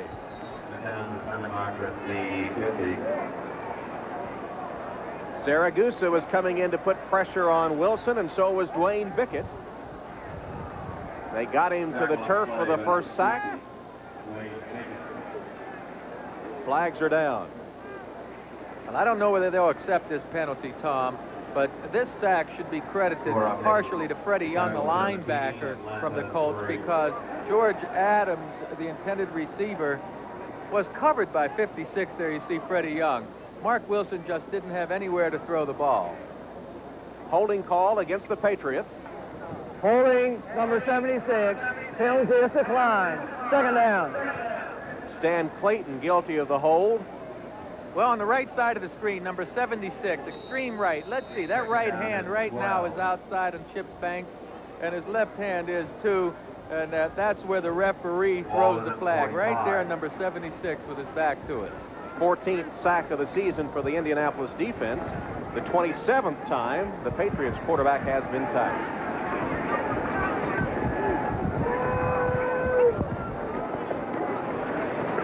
Tatupu to the 40-yard line. Dwayne Bickett getting help from Chris Goode. Now let's check our Hertz 10-minute ticker. After Phoenix broke on top 7-0, the Bills have scored 3 straight touchdowns. Kansas City with a field goal lead. Chicago airing it out against the Falcons. Minnesota on top of Detroit, and New Orleans has taken the lead on Tampa Bay at the Superdome. Here at Foxborough, no scoring yet in the second half. It's 10-3, the Patriots leading the Colts. New England with a 3rd and 7 coming up from the Indianapolis 40-yard line. The diamond formation for New England. They only have 3 wide receivers healthy. They're all in there, Pryor, McMurtry, and Martin. George Adams. Stopped by Jeff Parrage short of the first down. And into the wind now. The Patriots have a decision to make on 4th down, and the fans want them to go for it. It's 4th and about 3. At least 2.5. If he can get onto the field, it's going to be Brian Henson, the punter. Well, I don't argue with punting the ball here. I think Coach Rust is doing the right thing. The Colts haven't showed that they can drive the ball the length of the field yet. Patriot defense has been playing well, so you punt the ball and make the Colts try to get off to a long drive.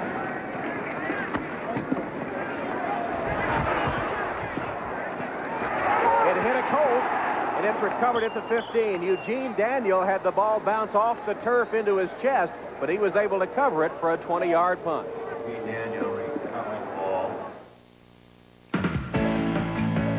NBC Sports coverage of the National Football League is brought to you by Bud Light. Everything else is just a light.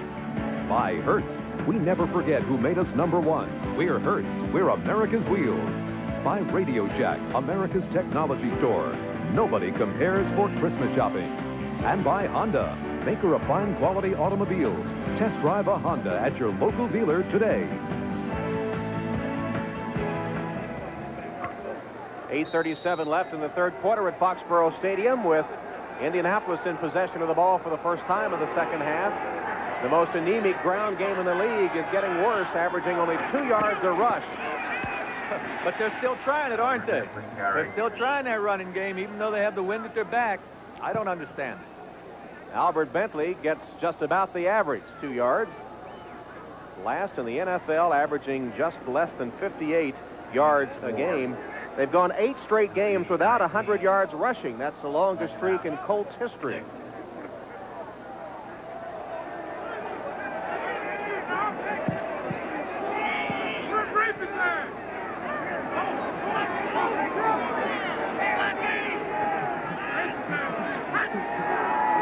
Bentley goes in motion. Fake to Dickerson. George has a man wide open, and it's complete to Jesse Hester. And Hester, on the biggest pass play of the game for the Colts, is out of bounds at the 42-yard line. It covered 21 yards. Fred Marion knocked him out of bounds. Well, this is what the Colts need to be doing, in my opinion, throwing the ball more often when they've got the wind at their back, certainly. George delivers the ball nicely out here to Hester, who found a hole near the sideline for the big gainer. George, once again, folks, I can't believe he never sets. He never gets those feet under. And look how he's backing off when he throws. And I mentioned technique to Jeff George earlier yesterday, and that's what I'm talking about. You've got to get those feet set more often. He's doing it with arm strength rather than with technique. Another play-action pass. And he's going for the end zone. Batted away by Fred Marion at the last moment as Hester drew double coverage. George sent it all the way downfield, about 60 yards, but it falls incomplete. And he sent it downfield on target, too. This ball's perfectly thrown. It just so happens that Fred Marion, the free safety, is in excellent position on Hester that time. Good coverage by Fred Marion, 31. So Indianapolis airs it out for the first time today, and it comes up incomplete, but Joe, at least it has him thinking about it now. 2nd and 10.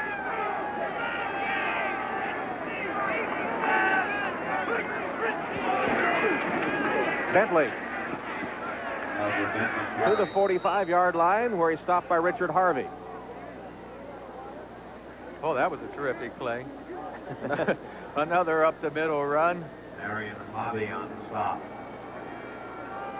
This telecast presented by authority of the National Football League and intended for the private use of our audience.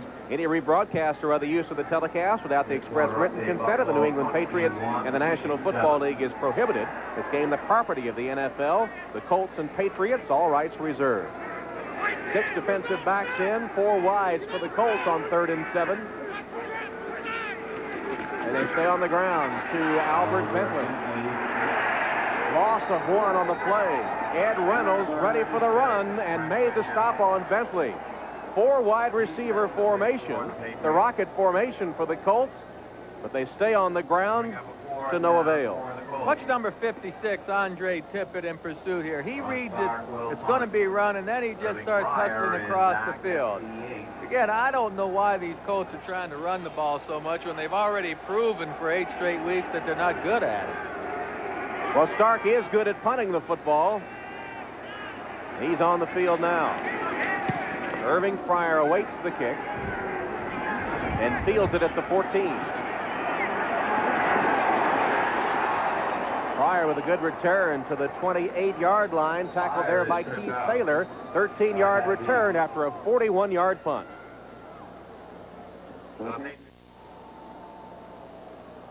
The NFL's 2 oldest quarterbacks in attendance today. 34 years experience between these 2 boys. Ferguson on your left with 18 years, and of course Grogan with 16 years. My goodness, that's a long time to play football. Steve Grogan has attempted to play and has been the starter for New England this year, but has suffered numerous injuries, and perhaps his playing days numbered now as Marvin Allen gets the call again, and Chris Good takes him down. Marvin Allen replacing John Stevens. There are penalty markers down. Stevens was injured. Prior to this season, Allen had carried the ball only 18 times for 91 yards. In the absence of Stevens today and the waving of Perryman. Holding number 68 of the offense, 10 yards, repeat first down. Damian Johnson on the hold. Well, let's see if you can see it, number 68, right in the middle of your screen on the hash mark, folks. You see right there on your left side, he's just throwing down Saragusa. You're not allowed to do that. Number 68, Damian Johnson, got caught. And we'll see if they go back to Marvin Allen again, who played in only 3 games last year due to numerous injuries, and today has been the workhorse. There he is again, and another good run. 16th carry of the day for Marvin Allen, over 50 yards rushing for him. And it's been a good surprise for the Patriots. In the absence of Stevens and the waived Perryman, it's been Marvin Allen equal to the task today. Well, Clayton, number 76, the right tackle for the Patriots, does a wonderful job blocking John Hand. And then Chris Gamble just led the way, the guard for the Patriots, right up into a huge hole. I am surprised that the Patriots are able to run the ball this efficiently on the Colt defense. Patriots with a 10-3 lead, 4:40 left, third quarter. Mark Wilson's pass, incomplete. Was it tipped? It was either tipped or it came off his hand in a funny way because it looked like the proverbial wounded duck. I think he was chipped instead of tipped. I think Chip Banks got in there that time to get a chip off the old shoulder. Coming from the right side, number 51's going to get there just enough to throw Mark Wilson's ball up into the air, into an errant position on the field. There's Chip Banks. He didn't start offsides on that play and got to the quarterback anyway. Having a good season, I might add. Defensive coordinator Bill Muir pointed out Banks along with Bickett and Harrod as 3 linebackers who've done a terrific job. And today, I think Freddie Young's been playing outstanding ball. Has indeed, and Chip Banks seems to have turned his life around. Mark Wilson, that was at least 20 yards over the head of his nearest receiver, Marv Cook. Well, Bob, how are things in New York? Give us an update. Well, Tom, the Jets, as they did in Miami earlier this year, are giving the Dolphins a tough tussle, but Miami has taken the lead on this 4-yard bullet from Marino to Tony Page. This after the Jets muffed a punt, and Miami recovered at the 6. So the Dolphins have the lead, 10-3. Tom? All right, Bob. Here at Foxborough, the Patriots are punting with a 10-3 lead. The Colts return to the Hoosier Dome to play the Jets next week. Hanson's punt against the wind, a pretty good one this time, taken by Verdun at the 30, gets to the outside, almost to midfield. Good return by Clarence Verdun. Danny Villa, who snapped the ball, got downfield to make the tackle, and the Colts take over.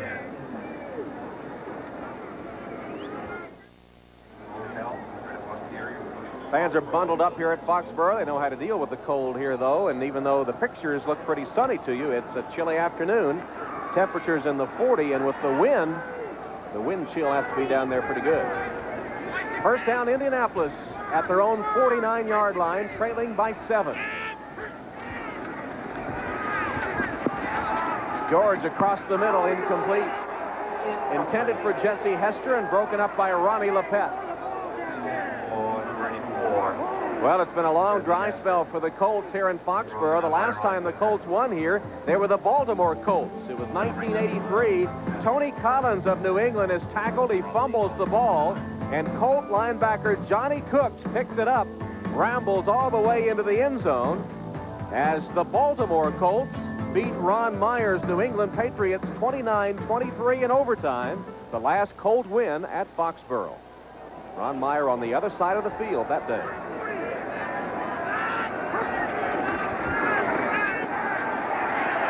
George has his man. The pass complete to the 30-yard line of the Patriots.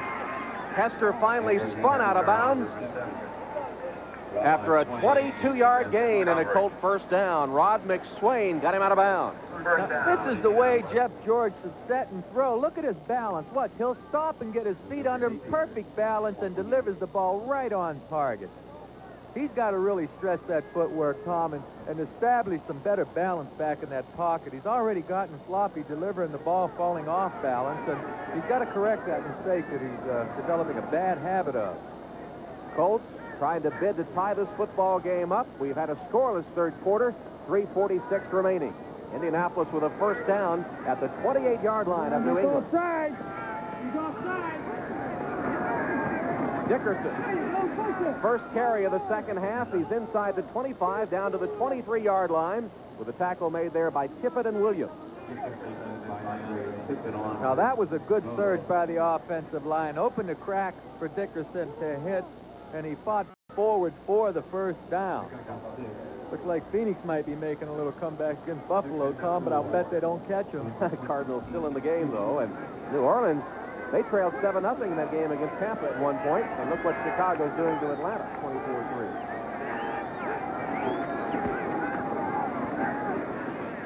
Albert Bentley straight ahead. Pretty good surge for the offensive line again. Brent Williams gets in there to trip him up, and Tim Goh got a piece of the tackle, too. It's going to be about a yard short of the first down. Now, you've got Eric Dickerson in the backfield. Possibly, well, he's definitely one of the premier runners in the NFL. You have 2 downs to get 1 yard. Now, you'd think that they're going to stick it with Dickerson right up the gut, or right or left, try and get that first down. Bentley in motion, Dickerson carries, and he's hit immediately and dropped for a loss by Ed Reynolds and Andre Tippett. Well, I guess that's why Coach Mara doesn't have his offensive coordinator calling too many running plays. That wasn't exactly up the gut. That was around the right side. But that was a good play by linebacker Reynolds. I think there's some tough hitting going on out there, folks. Just listen to this contact by Ed Reynolds, right? 95.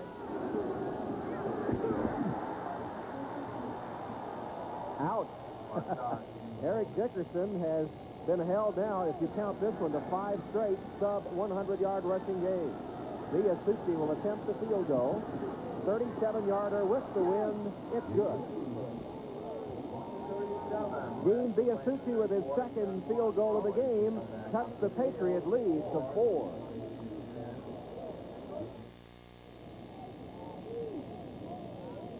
Eric Dickerson stopped short of first down yardage in the last possession on the phone to Leon Burknett, the running back coach. Dickerson carried 10 times for 14 yards today, and he says he never makes suggestions in the huddle. He gets right on the phone to talk to the coaches to make any comments he might have. Martin takes the kick at his own 5. Sammy Martin gets to the outside and out of bounds at the 35-yard line. Nice return by Martin. It covers 30 yards before Chris Dew forced him out of bounds. Speaking of that Eric Dickerson telephone conversation, Joe, we asked him yesterday if there was any resentment with his teammates. You remember he strongly criticized the Colts offensive line, and he said, well, he wasn't sure. There were a couple of guys didn't much care for him, but he thought that was normal. What do you think? I think there's a lot of resentment the way they're blocking up front from Eric Dickerson. I mean, this running attack is going nowhere if the Colts fast, and the only place you can point the finger is up front at the offensive line. With 1:27 left in the third quarter, the Colts take over. Now the Patriots take over. Now leading by only 3. Adams fumbled, and the Colts have it. Dwayne Bickett recovers the fumble by George Adams, and suddenly the Colts in position to perhaps take the lead. That's the 20th turnover this season for New England in their 9th game. Could be the break the Colts need. Adams hits up in there, and then he gets jarred pretty good this time. And see, there goes the ball, and Bickett catches the thing on a fly. Nice reaction by Dwayne Bickett. That's the first turnover of the game as Adams fumbles. And now the Colts offense back on the field with a first down at the 39 of New England.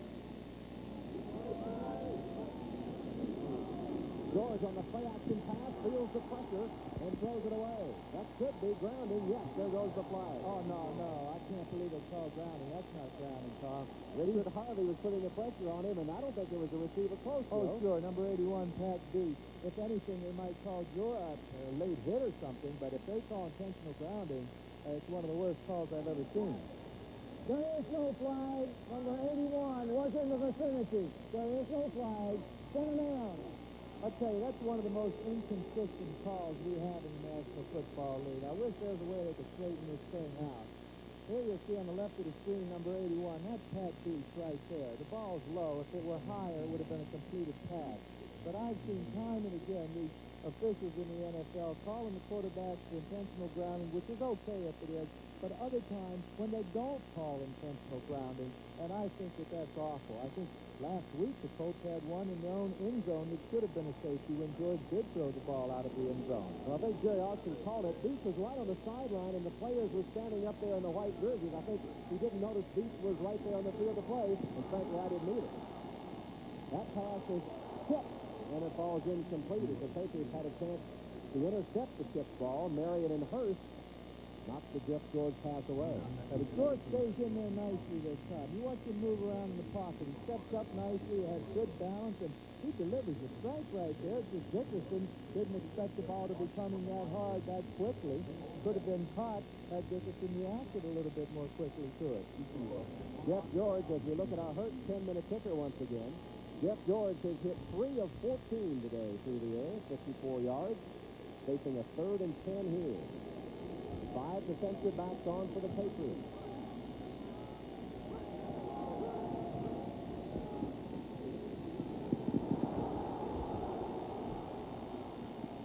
Again, off the hands of the intended receiver, as Jeff George scrambled to avoid the pressure. Stanley Morgan could have made the catch, but it goes incomplete, and it brings up 4th down. Let's go to Bob Costas. All right, Tom, big play shortly after the beginning of the second half at Arrowhead. Dave Craig swings this one out to Jeff Chadwick. It's a 54-yard catch and run for the touchdown. It gave Seattle a 10-6 lead. Momentarily, Nick Lowry took the 24-yard field goal, so Kansas City is back within 1 at 10-9. 1:05 left in the third quarter here at Foxborough, 10-6. The score, New England leading, and Indianapolis, after getting the Adams fumble, unable to take advantage of it. Ron Stark on 4th down is in to punt. Delay of game. And a delay of game penalty against the Colts, giving Stark a little more room with the wind to perhaps down it inside the 20, perhaps even further than that. You know, the defense delay of game on the offense. The Patriots decline. 4th down. Jeff George threw 3 passes that last series. On the first one, he got no help from his offensive line in blocking. The second pass, Dickerson could have caught, and certainly Stanley Morgan should have caught the last pass. George delivered, his teammates didn't come through. Low snap, Stark gets it away. Pryor's just going to watch it, and it goes out of bounds. That'll be the 10th punt this season that Stark has downed inside the 20-yard line. It backs New England up to the 9, where they'll take over with a 1st down, and 57 seconds left in the third quarter. So Indianapolis, with the win in the third quarter, unable to take advantage of it and take the lead, all they got was a field goal. Well, you can figure right now that New England is going to run the ball. I can't see them trying to pass, risking stopping the clock and having to punt back into this win. New England, I think, is going to try and make a 1st down running the ball. I can't see them trying to pass, risking stopping the clock and having to punt back into this win. New England, I think, is going to try and make a 1st down running the ball, and if they don't, the quarter will end by the time it's 4th down, and New England will have the wind at their back to punt. Cook and Mowat, 2 tight ends. The running backs, Adams and Allen. Allen gets only about a yard. Dwayne Bickett on the tackle. Mark Wilson's gone all the way at quarterback for New England. Wilson, the 10-year veteran out of BYU, who started 4 games last year for the Patriots. That was his first appearance since '87. He was out of football in '88, working as a land developer in Seattle. Time ticking away to end the third quarter. It'll be the end of the third quarter here at Foxborough. And Wilson will jog to the other end of the field with the Patriots clinging to a 4-point lead. We'll be back after these messages from your local station. New England in front of Indianapolis as we get set for the 4th quarter in Foxborough. You notice one of the writers called this the Losers Bowl. We haven't been disappointed, have we? Well, these two teams aren't playing very well, folks. Now, the New England defense is doing a pretty good job against the Colt offense that has really not been productive. I think Jeff George certainly has improved some. But right now, this Colt defense has got to somehow find a way to stop the Patriots while they have them backed up. Marvin Allen gets the call once again for the New England offense. Wayne Bickett on the tackle after a 5-yard gain. There's Jeff George. He has managed only 94 yards of total offense today, and perhaps you are right, Joe. Perhaps the bright spot of the game, if there is one, has been the play of the New England defense. 3rd and 5 for the Patriots. second play of the fourth quarter.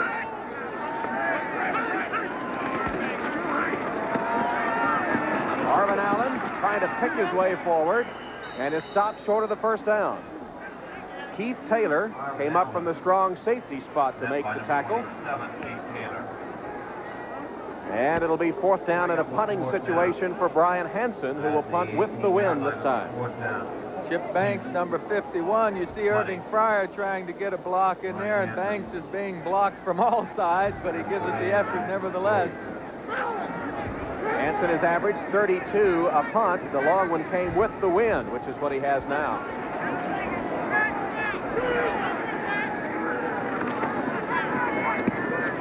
Low line drive kick. Verdun takes it. He's to midfield. Flag flies as Verdun goes out of bounds in Patriot territory at about the 45-yard line. He got an 18-yard return of Hansen's 46-yard boot. That was an awful punt, Tom. I mean, with the wind at your back, Hansen's supposed to get that thing in the air. There's no foul on the play. Timeout.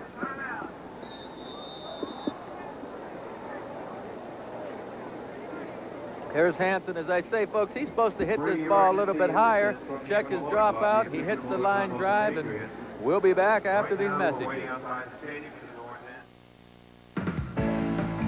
NBC Sports coverage of the National Football League is brought to you by Coors Light, the one that won't slow you down. The Silver Bullet is the right beer now. By Liberty Mutual. For insurance and financial service needs, America believes in Liberty Mutual. By Xerox, the document company. And by Mitsubishi, bringing you a full line of award-winning automobiles. Mitsubishi, the word is getting around.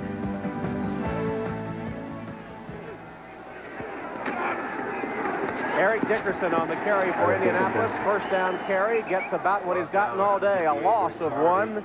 Richard Harvey and Vincent Brown come up to tackle Eric Dickerson for a loss of one. Andre Tippett told us yesterday, Joe, that they were ready for Eric Dickerson, and I don't think I've ever seen Eric Dickerson held in check by anybody to the extent that New England has done it today. Well, it's two reasons. One, Eric Dickerson's offensive line just isn't opening any holes for Eric Dickerson. And two, this Patriot defense has played inspired ball today. They're doing a good job of stopping Dickerson. 11 carries, 15 yards for Eric. 5 defensive backs on for New England. It's 2nd and 11. Jeff George, incomplete, intended for Stanley Morgan. Maurice Hurst was covering Morgan. Morgan was hoping for a big game against his old teammates today, the #1 receiver in Patriot history, now in an Indianapolis uniform. He's run a lot of pass routes against those defenders of New England in practice, but he said this time it's for real. He said the jawing that goes on between receivers and defensive backs has always been fairly friendly. It was when they were in practice and still was, as he faced them in the earlier game at the Hoosier Dome. There's Hurst out to cover Stanley Morgan on this play. 3rd and 11. Reverse play, the handoff to Hester. Jesse Hester, hog-collared and taken down by Tim Goad. Goad, the nose tackle, got all the way to the sideline as Bentley handed off to Hester on the reverse. And Tim Goad had that 280-pound frame rambling over there to make the tackle. Just a marvelous play by 72, who lined up over the ball. Now you see him in pursuit, running laterally. Pretty good speed for the nose tackle to be able to bring Hester down. Outstanding play by Tim Goad, getting congratulations there from all his teammates. Just got a piece of the jersey to haul down Hester. Stark will punt. Irving Fryer awaits the kick at his own 10. Lets it hit. And it hits out of bounds inside the 5-yard line. It'll be New England's ball backed up inside the 5 after a 40-yard kick. Tim Goad with a big play for New England.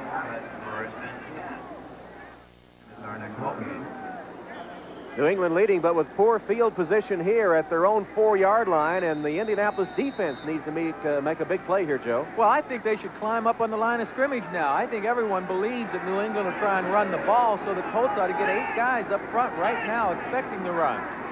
Adams goes in motion. Tatupu hit and dropped behind the line of scrimmage. There was a big play by the Indy defense. John Hand made it. Let's go to Bob Costas for an update. Audio. Talk about big plays defensively. Watch this as Derek Thomas sacks Dave Craig. For Thomas's third sack of the day, he jars the fumble loose, and Dan Saliamua recovers it for Kansas City. Marty Schottenheimer's defense and special teams have been doing it all season long. They lead now 16-10 in the fourth. Thanks, Bob. Kansas City right in the thick of the race in the AFC West. Here, New England leads, but they have the ball back on their 5 with a 2nd and 10. Marvin Allen spins away from a couple of tacklers and takes it to the 12-yard line. Finally covered by Dwayne Bickett and Chris Good, but he spun free for 7 yards. A big gain by Allen. And I tell you, he did a fine job of holding on to the football. Chris Good, 37, nearly rips it out of his hands. Look at this. He's trying to get that ball. But Allen holds on to it and makes the gain as well. They're just a yard short of the first down now. A 9-yard run by Allen that gave him some breathing room. Allen has carried 20 times for 70 yards. He's been a bright spot in the game today. Given a chance with the injury to John Stevens. Tries to get the first down here, bounces off the first man, and is finally taken down by Saragusa and Banks. Banks has been all over the field today, across the line of scrimmage when he didn't want to a couple of times, but that's history. Here he recovers well, then breaks to the outside to bring Allen down before he makes the first down. Good play by Chip Banks, and the Indy defense does hold. Hansen is on to punt from his own end zone.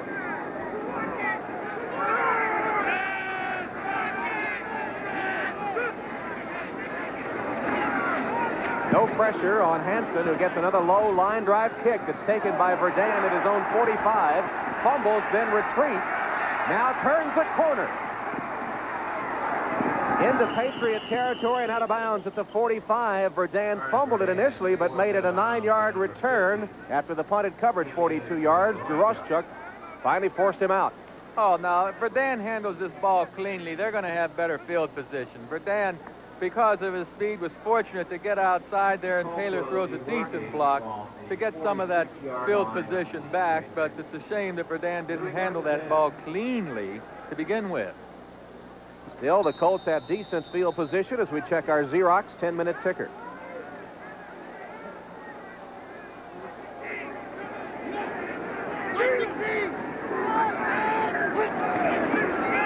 First down pass from George.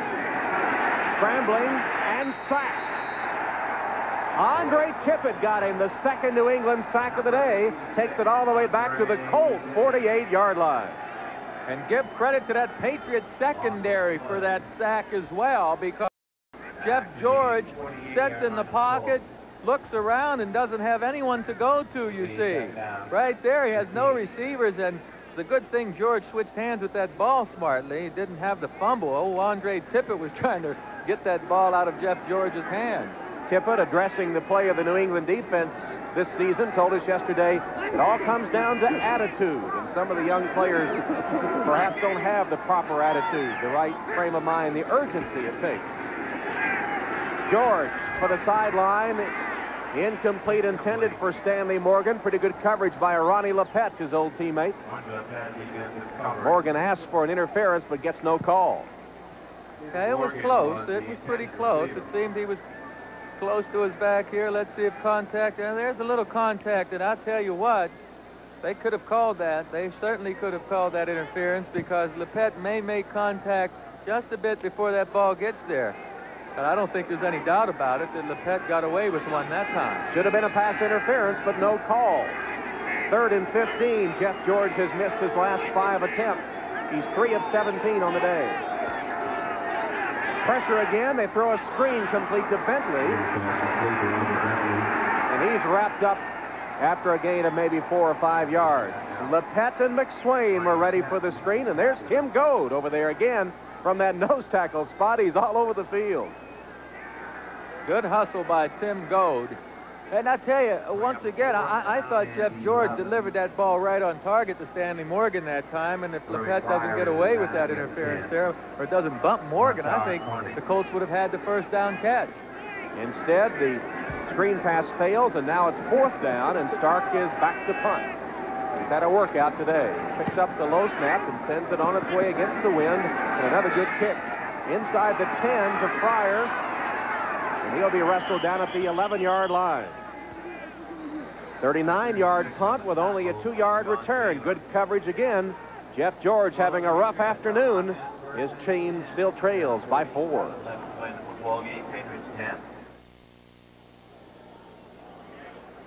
Ron Stark, the punter for Indianapolis, I tell you, he might be the most valuable player in this Colt team today. He has a 41-yard average, but he's kept these Patriots backed up. He's gotten off some big punts, and I think he's kept this game close for the Colts. 7:47 left in it. 10-6 New England. Allen to the outside, and again the defense equal to the task as they take Allen for a loss on the play. The Indy defense has played well the last few series. Matt Vanderbeek on the tackle that time. But it's been the offense that has sputtered for Indianapolis, unable to take advantage of good field position. The defense doing its job of late.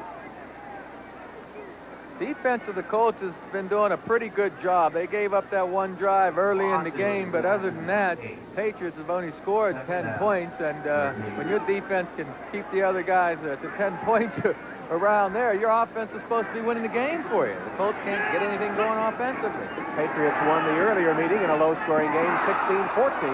That one looked like a ping-pong ball out of the hands of Adams, into the hands of, or into the head anyway, of Vanderbeek. It bounced off his helmet, and it fell incomplete. Well, let's check out Vanderbeek, who's in there, number 58. You'll see the ball gets tipped, and whoop, hit Vanderbeek right in the head. He didn't have a chance to react to that or make the catch. This isn't soccer. I don't believe you can use your head. You know, Vanderbeek's in there for Freddie Young, and I don't know what happened to Young. I didn't see him get hurt, but that's whose place Vanderbeek has taken. Mark Wilson's 0 for 3 in the second half, 5 of 16 through the air on the day. He's got a 3rd and 13. And he's got a 5-yard penalty, delay of the game. After this is to the goal. Here, 3rd down. Well, New England clinging to the lead with 4 points, but it's a precarious lead. They've had poor field position throughout the fourth quarter. Only the ineptness of the Indianapolis offense has prevented them from falling behind.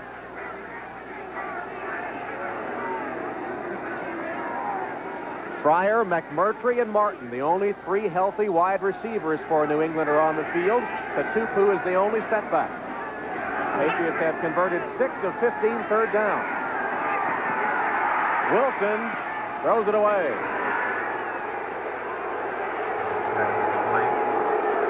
And one of the offensive linemen, Stan Clayton, comes up limping on the play, and they only have 2 reserves, Elbert Crawford and Bob White, in that banged-up offensive line. 4th down, and once again, New England will have to punt from its own end zone. Brian Hansen standing at the back edge of the end zone.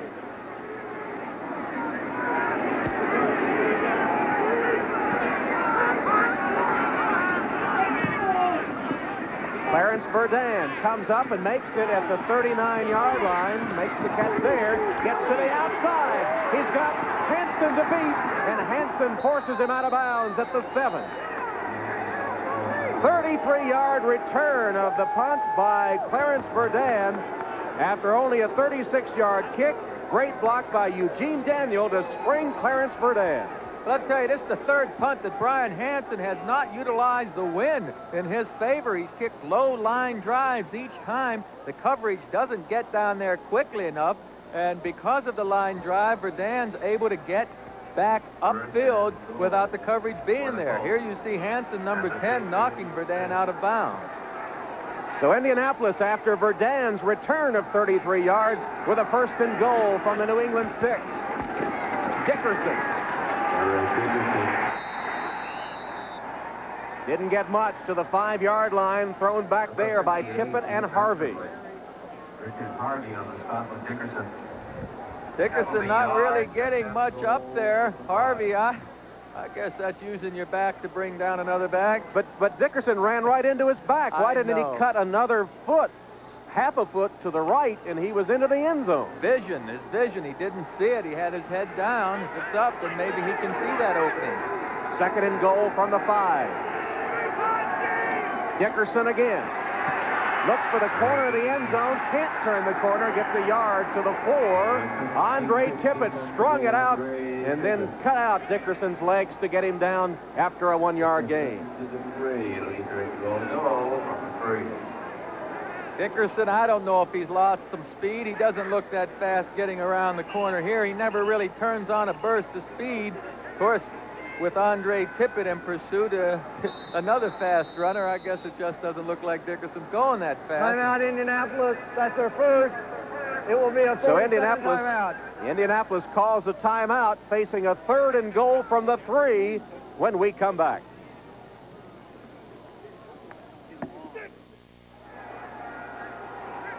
Indianapolis trailing by 4, 5:27 left in the 4th quarter. The Colts with a 3rd and goal from the 3. Number 62 Jeff George in an eligible position. has hit only 4 of 18. Eric Dickerson is averaging less than 2 yards a carry. What do you do, Joe? Well, I would throw the ball with George rolling out this way, but they have big offensive linemen in the game, so we'll see.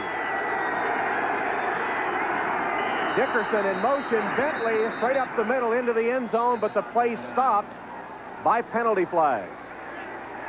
And it's against Indianapolis. What else can go wrong? That's what Ron Meyer's saying.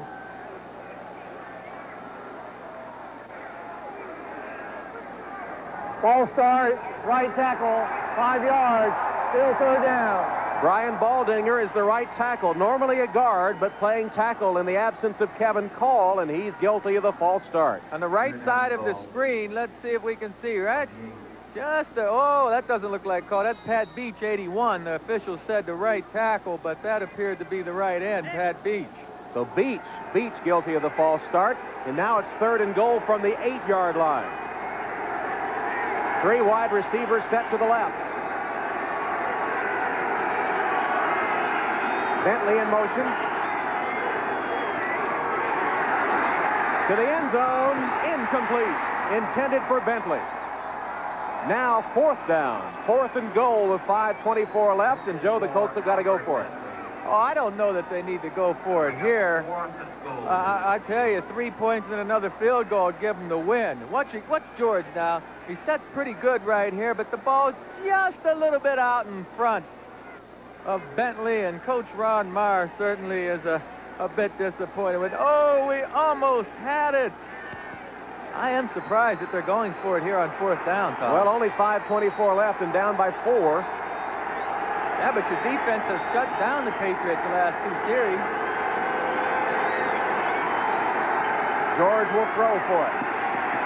Being pressured, and he throws it away. Incomplete. Bentley again, the intended receiver. Jeff George felt the pressure. The pass incomplete. Harvey and Houck were coming in to put the pressure on Jeff George.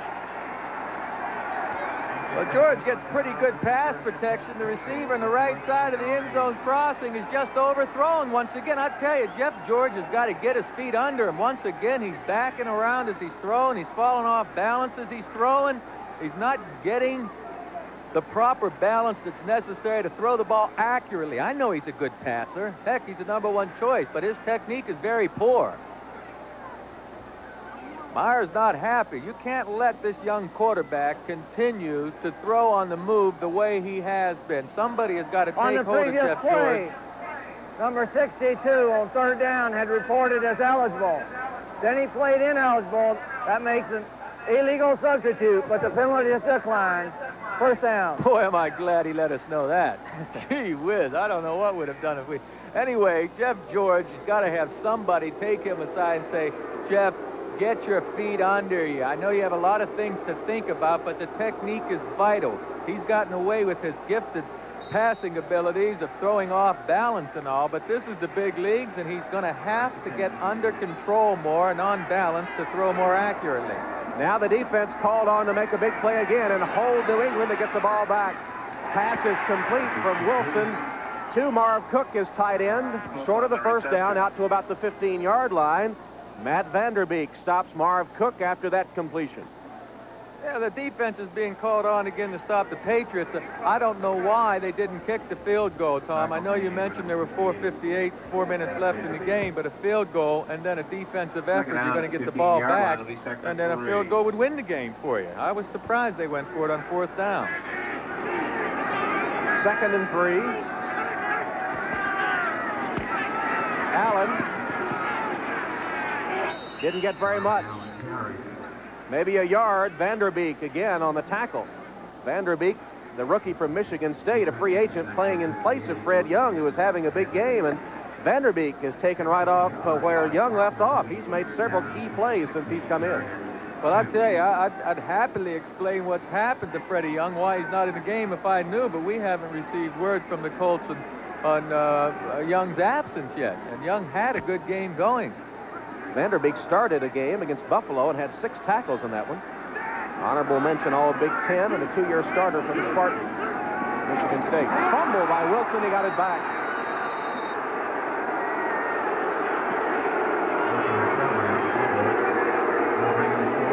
Mark Wilson fumbled the ball but got it back, but it means 4th down and another New England punt upcoming.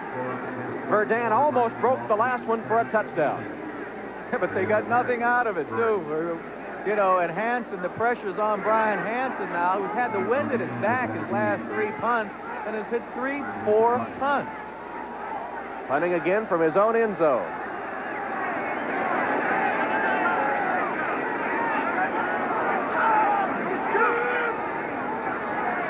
Taking as much time as possible. This is a higher punt and a deeper punt. Verdun retreats. Picks it up on the fly at his own 19-yard line. But he's got some room again. Verdun takes it back out to the 44-yard line. That was a 67-yard punt by Hansen. Verdun got it back 24, but Hansen coming up with a big play that time. Tim Houck made the tackle of Verdun. Well, the wind gets hold of this ball, and Verdun's able to catch it on the bounce. Certainly the Patriot coverage isn't that far downfield, and Verdun's able to get back and get some yardage. Get decent field position for these Colts to operate in. Indianapolis with a 1st down after Hansen's 67-yard punt with the ball at the 44-yard line of the Colts, who trailed 10-6 with 3 minutes left. From the shotgun, George has it batted right back in his face and almost intercepted.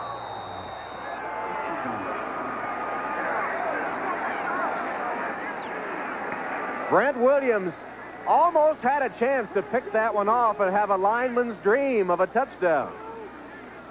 Well, first of all, George fires to the left. The ball gets knocked up in the air. A nice defensive play by, well, I didn't see Barrett. Well, I don't know who that is. Hobby, I think. George Marion tried Hobby. to knock it down. Yes, it was Hobby, number 60. Sure, nice play by Hobby. 2nd and 10 for the Colts. Clock shows 2:54.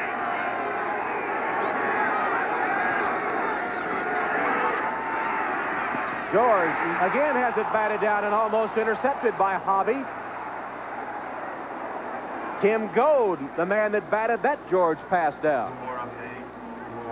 Buffalo 38, Phoenix 14, Minnesota 17. George with excellent protection this time, tries to throw short, and Tim Goad, 72, doesn't have to raise his hands very much, and Hobby nearly comes up with the interception that time. That ball almost hit Goad in the face, man.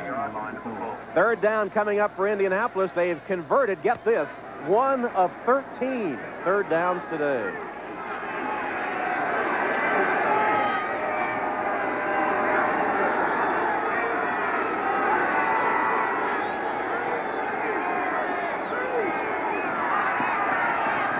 George steps up.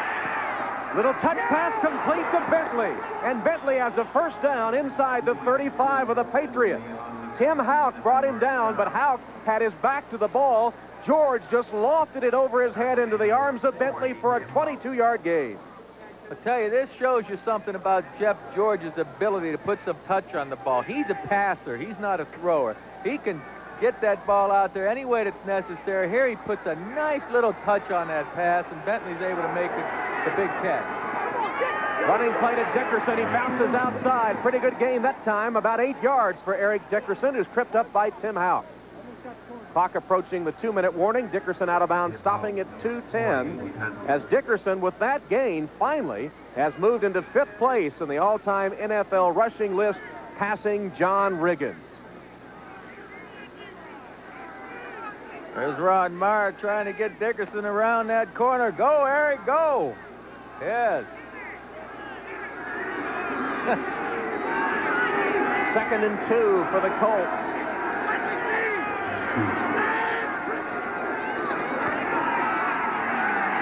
George for the end zone. A bullet complete. Brooks for the touchdown.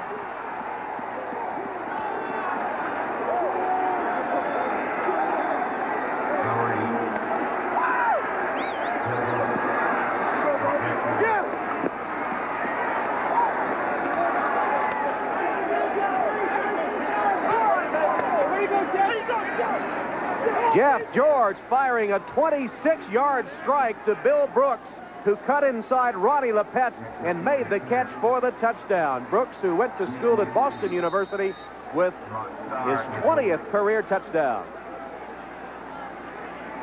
Well, I think that play even surprised the Colts.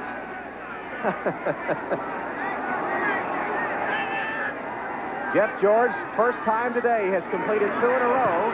Biasucci's extra point after a bad snap is through the uprights. And Indianapolis, for the first time in the game, has taken the lead with the clock showing 2:05 remaining. Jeff George putting together back-to-back completions for the first time as Indianapolis on top. George delivers a beautiful pass this time. First afforded good pass protection, but he gets himself gathered up and delivers this thing in good shape. You see the balance the way he's throwing that time. I mean, Jeff George is an excellent passer when he uses the right technique. Once again at the top of the screen, Lepet gives Brooks a little too much room. Lepet didn't close quickly enough, and the ball was right on target. Yes, let's keep looking at it. I know the Colts fans want to keep seeing it because they haven't seen many of these this season. Jeff George with the touchdown pass, the 3rd of his NFL career. Boy, that has to feel good for Ron Meyer. What a frustrating season he's had. Oh, I think he's a fine coach. You know, he's gone through more quarterbacks up there at Indianapolis. He's had the off-field distractions with Eric Dickerson and what all, and he still has won over 50% of his games. He took an 0-13 team to the playoffs the next season. And Myers has only been a winner throughout his coaching career. He's seen the Colts sign 6 quarterbacks this season. You're well familiar, I'm sure, with the carousel of injuries that the Colts signal callers have had.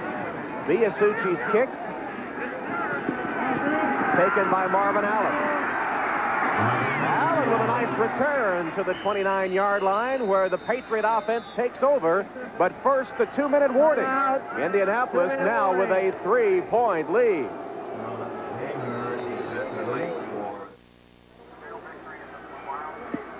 The wind continues to blow, 1:56 remaining, 13-10, Colts leading for the first time. What do Rust and the Patriots have to do here?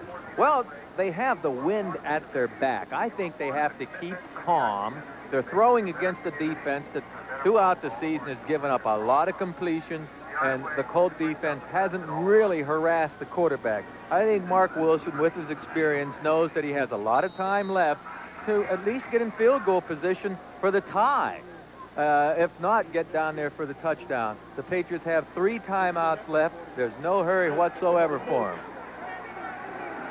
Ball spotted at the Patriot 29-yard line. Mark Wilson has hit 6 of 18, only 1 completion in the second half. Flags are down as Cook makes the reception and out of bounds at the 32-yard line. Only a gain of 3. Penalty markers on the play.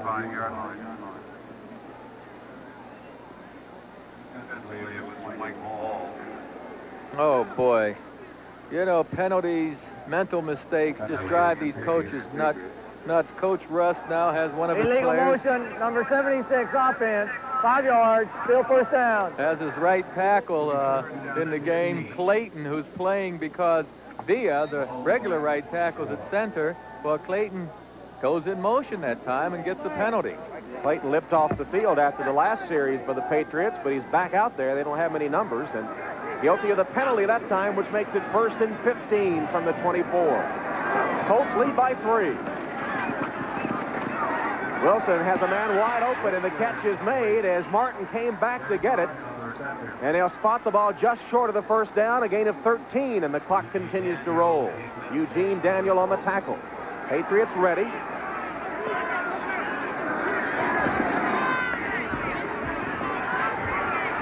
Wilson's pass almost intercepted. Fryer was standing on the sideline, and Alan Grant got a run at it, and the rookie from Stanford almost picked it off. He almost doesn't count. He could have iced the game right there had he caught Mark Wilson's pass. Wilson's a little late with the delivery. Alan Grant, number 26, comes in to make the play. I don't know, maybe Fryer helped break that pass up. But it's 3rd down and 2. What the Patriots need to do is get the first down. If I were them, I'd run that ball right now and get the first down. They do, and they have made the first down. It's George Adams that carries for first down yardage, and Jeff Farad makes the tackle. Patriots with a full complement of 3 timeouts left. Wilson again has a man open. The pass complete to Martin for another Patriot first down to the 45-yard line. 13-yard gain, and a Patriot timeout stops the clock at the 1:01 mark. New England, their first. It'll be a 40-second timeout. Well, Joe, all of a sudden, the Patriots, who haven't passed much, are showing that the passing game can click. This is great. Just what you need, an overtime game with the Colts and the Patriots. Why not? I mean, they've both been struggling, and they should go 5 quarters maybe to decide which team's is best. But there's plenty of time left with 2 timeouts for the Patriots. Miami, well, they're playing good football this year. The Jets gave them a scare a couple of times. Boy, New Orleans really knocked Tampa Bay around. I wonder if Ray Perkins' job's in jeopardy down there at Tampa. This was the year that Tampa Bay was supposed to be back in the hunt. That's right, 3 straight lopsided losses for the Buccaneers. Yes. As Starofsky paces the sideline. He could be called on. Earlier today, with the win, he kicked, what, a 51-yarder? He could be called on again because the Patriots trail by 3, 13-10, with just a minute, 1 second left.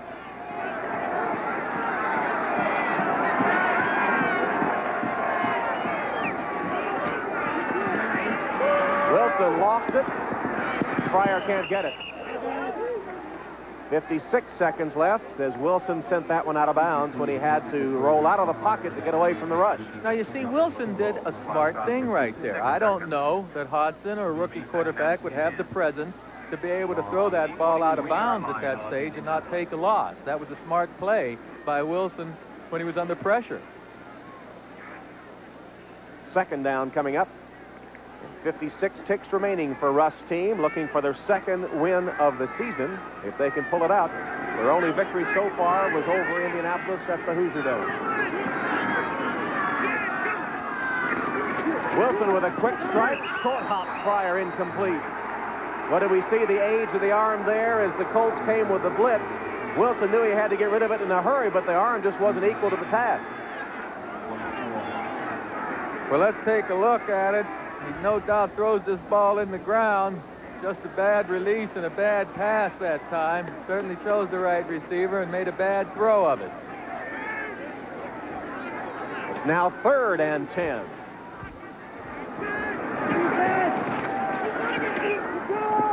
And Wilson sacked at midfield. Jeff Harrod, who is one of the best pass rushers in the Colt defense, comes up with a sack of Wilson at midfield. Timeout, New England. Their 2nd. It'll be a 40-second timeout. New England calls timeout. They're down to their 4th down. 4th down and 16 with 49 seconds left. Well, you got to have pass protection. Give the credit right now to Bickett, number 50, for getting in there first and distracting Wilson. Give credit to that Colt pass rush, knowing that they needed to get in there in this critical situation. They got the initial pressure from Dwayne Bickett. Jeff Harrod and Sam Clancy then putting the finishing touches on Mark Wilson, making it an extremely difficult task for the Patriot brain trust there. Grogan, Hodgson, Wilson. Play is called, and Wilson back onto the field with it. 4th and 16, 49 seconds left. The ball at midfield. and the Colts leading 13-10. This would be the first win for the Colts since they moved to Indianapolis at Foxborough.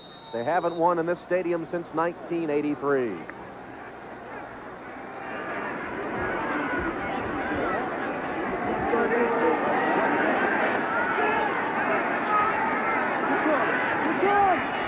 Wilson sacked again. Back-to-back sacks by the Colt defense. John Hand at the bottom of the stack. Michael Ball was in there too.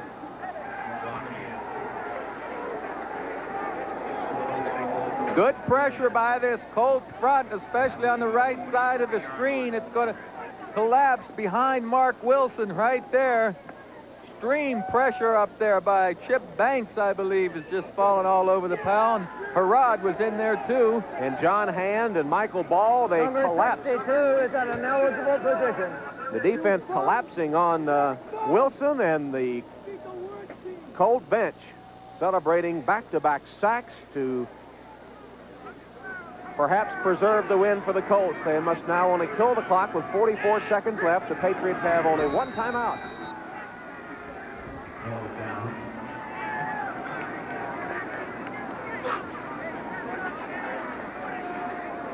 Well, the executive producer of NBC Sports is Terry O'Neill. The coordinating producer of NBC Football, John Faratzis.